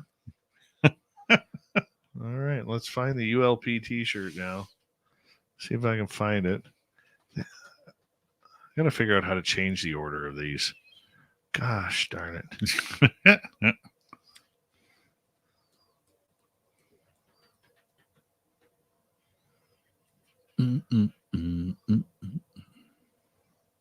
Kids in the Hall. That's right. Deb from SAC. One of my favorite shows. I actually have autographed 8x10 glossy that I sent them a letter, said, hey, can I get one of these? And they sent me one. I've still got it. It's awesome. These are the Daves I know. Oh, I hated that song. Why? There it is. I'm going to post this right now on our social media. Right on. Now let's go to X here. X. I just like it. X.com. X. All right. You're going to post it? Yeah. Well, as a tribute to all ceiling lights, everywhere, we have created the ULP t-shirt.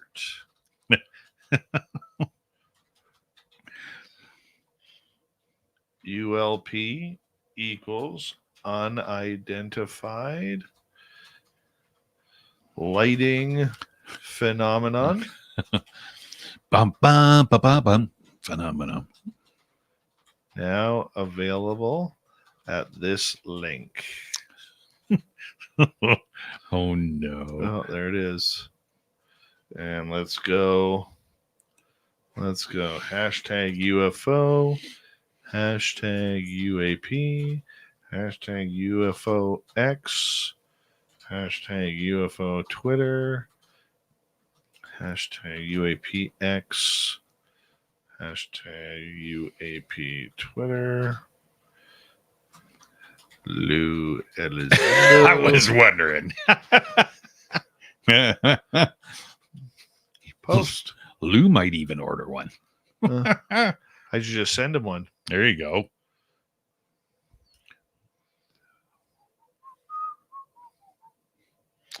Do. I think it's brilliant. Oh, here we go. Here it is. Uh-huh. Slowly but surely, because that's excellent. Mm-hmm. I think I chose a nice lamp for that, or a nice sconce. Yeah, if you haven't seen it yet, I'll hold on. I'll bring it up here for you guys. Oh, that's freaking. I'll bring it up for you guys here. Hold on. Share screen. ULP t-shirt. And let's just click on this here. And let's forget it, FAP. It's like Hotel California. All right, there you go. There you go. Unidentified lighting phenomena. Sorry. That's awesome. Right there. You could go get it right now. Spacedoutradio.com. Get your ULP t-shirts right now. No ugly swag, people. No ugly swag, people. No ugly swag. Oh my gosh. You know how excited I was during the show when I found that light? I was wondering what you were doing over there. Oh yeah, man. People, you don't know how bad what an idiot I am when it comes to multitasking. Yeah. Oh my gosh. Is it in lime green? Ange. No, that's the only color right there. But you'll also notice that I was able to match the font of the light, or the color of the light, to the font of the font color there. Nice. And the borders on the sleeves are. Yes.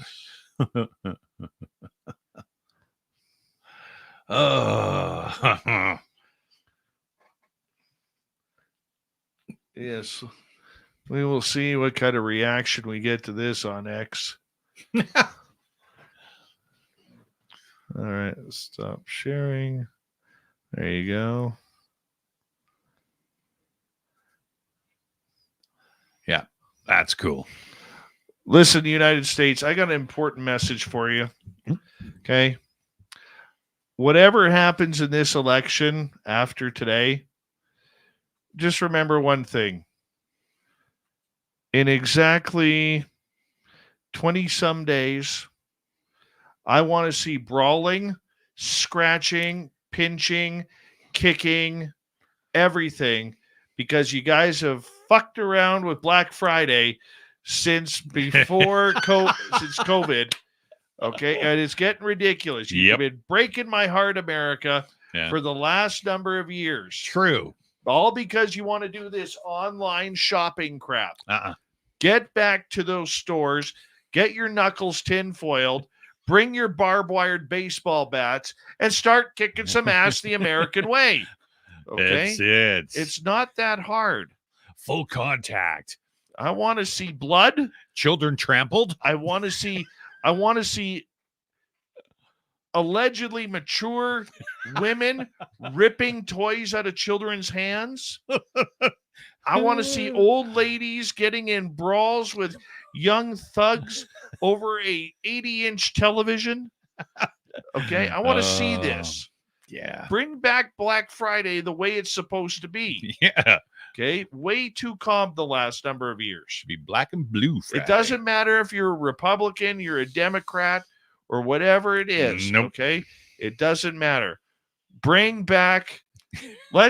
Never mind this MAGA bullshit. Yeah. Okay, or whatever. I don't care. Yeah. Okay, make Black Friday great again. Exactly. Okay, let's start brawling here. Maybe we should make hats Let's get back and shirts. to it. Okay. Come on. You guys have disappointed me for the last number of years. Yeah, because that was one of the highlights of the newsreels at 6 o'clock, right? Exactly. And this is what's happened at Macy's in Chicago. It's like, what the? That's awesome. That was like going for rock concert tickets when you were a teenager, right? Back in the day, it was just like. Remember when you had to get the wristbands? Yeah. To line up at the Ticketmaster? Yeah. Well, that stopped people from running through the malls and getting killed. Oh, dude, I remember lining up in the mall like you'd have your one sentry to hold your line. That's it. Yeah. Mm-hmm. Yep. Oh, Bloodbath Friday. Yeah, that's it.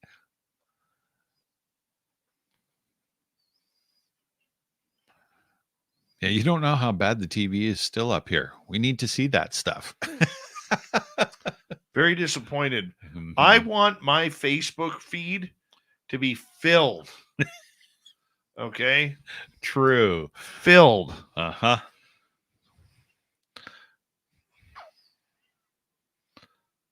This is what happens when you vote in a Democratic government. Is you miss out on Black Friday videos. Yeah, true. I love those videos. I do too. Yeah, I know. And there's this weird twisted thing in my head that I actually want to, be there. Yeah, up on the second floor on the mezzanine looking down. No, I'm saying right on the floor. Oh, okay, we can do that. I've mosh pitted. Yeah, true. Yeah, but problem is we're Canadian, and every time we bump, we'd be like, "Oh, sorry." No, hell with that. I'm getting in there. We're gonna throw some punches. Hey. Let's get into this. Okay, I need a new spatula. Actually, I'll be honest with you. I need a new loofah brush. There you go. I've broken 2 loofah brushes handles because the new ones, they come with this little, plastic. It's so thin. Oh, yeah. Then when right? you put pressure on it? The minute you put pressure on it, it snaps. Yeah. I've gone through 2 of them in a week. My other one, I went a couple of years with. Oh. Yeah. Huh. And the only reason why I got rid of that one was because the loofah wore out. Well, Jesus. Yeah. I got long legs to clean, Got to get in between my toes, man. Without bending over. Never washed my face with it. No. It got everywhere else. Oh. Well, on that note, la la la la. Oh, stop it. Like you don't wash there. Never. You stinky prick. Exactly. No,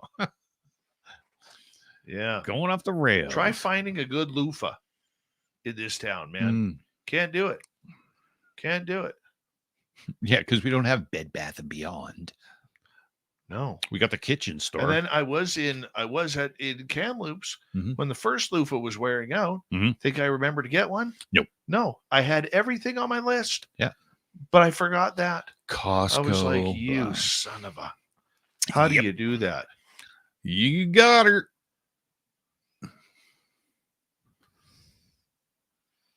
Poor loofah. Mm-hmm. Angie, it was a sad day when my loofah gave in, man. Now trying to wash with a broken one. I know. And then I got one of those ones that's like I don't know what the hell it is. It's almost like coral. That's what it feels like. Dude, it's horrible. You put the soap in there, Right. and like no soap comes out. Okay. That But does it's like I don't know what the hell they call it. Me either. No idea. I'm telling you, man, I might as well use a skin like a cheese grater on my Oh, that's skin. the best. Yeah, I love when that happens. man. I don't get it. Nope. No. I don't get it, man. Yeah, I remember that day when your loofah packed it in. That was a sad day, man. I know. I called you, said, "Hey, you want to go hunting?" I was like, don't you even start with me on the hunting thing. Don't you even start with me. Want to go hunting, Dave? No. I had a bit of a tragedy at the house. What's going on? Lost my loofah. Okay, gotta let you go.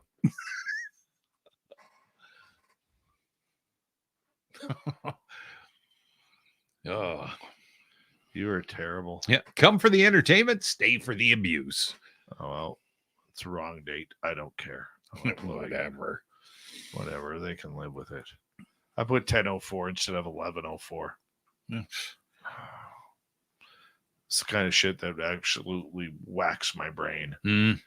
Makes me feel like FAP does after another loss by the Lakers.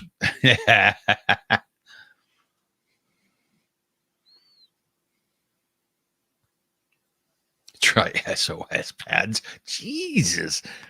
SOS pads. Mhm. Ew. You ever got SOS soap in your eyes?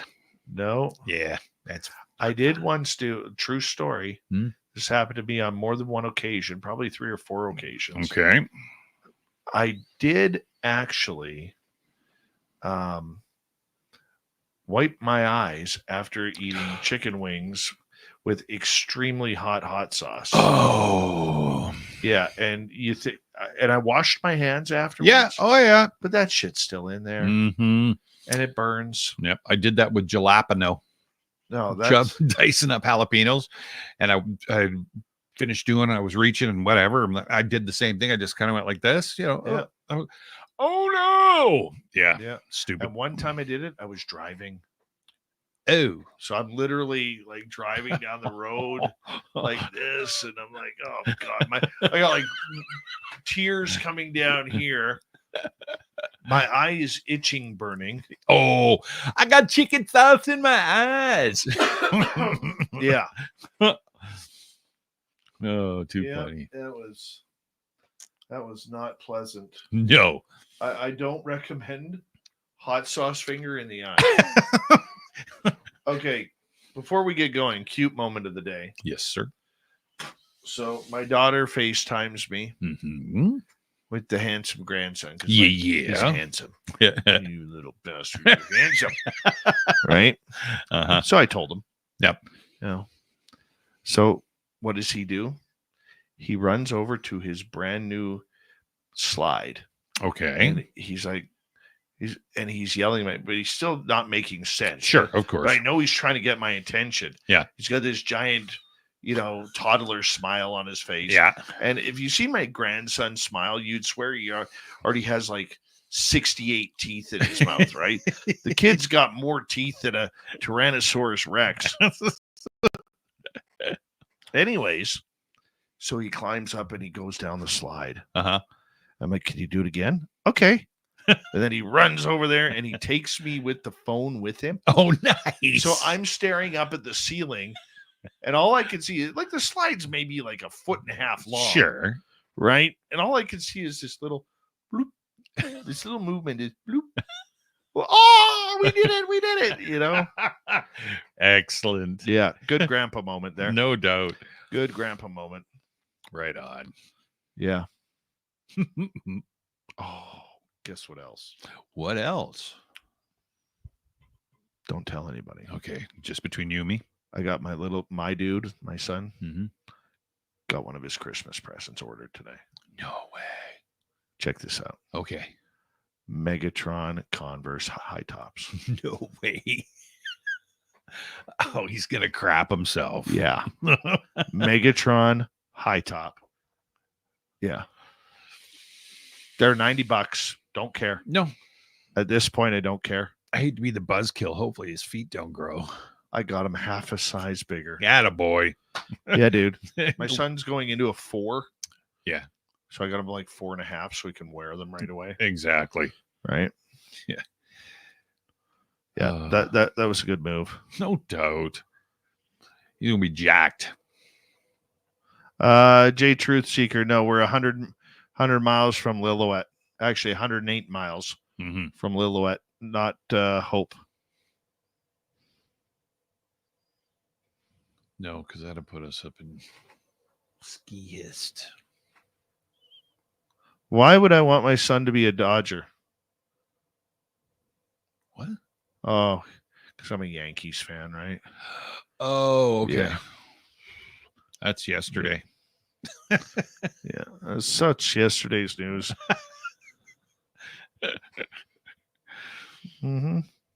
Yep. All right, people. Tomorrow night on the show, Geraldine Orozco, The Spiritual You, gets going. We'll have Geraldine here. I don't know when. Don't forget to get out there and vote. Okay, because voting is important, whether you believe in it or not. Mm-hmm. And I'm not going to tell you who to vote for. I'm not endorsing anybody because I'm in Canada. That's it. And my opinion doesn't matter. Well, it matters sometimes. Okay.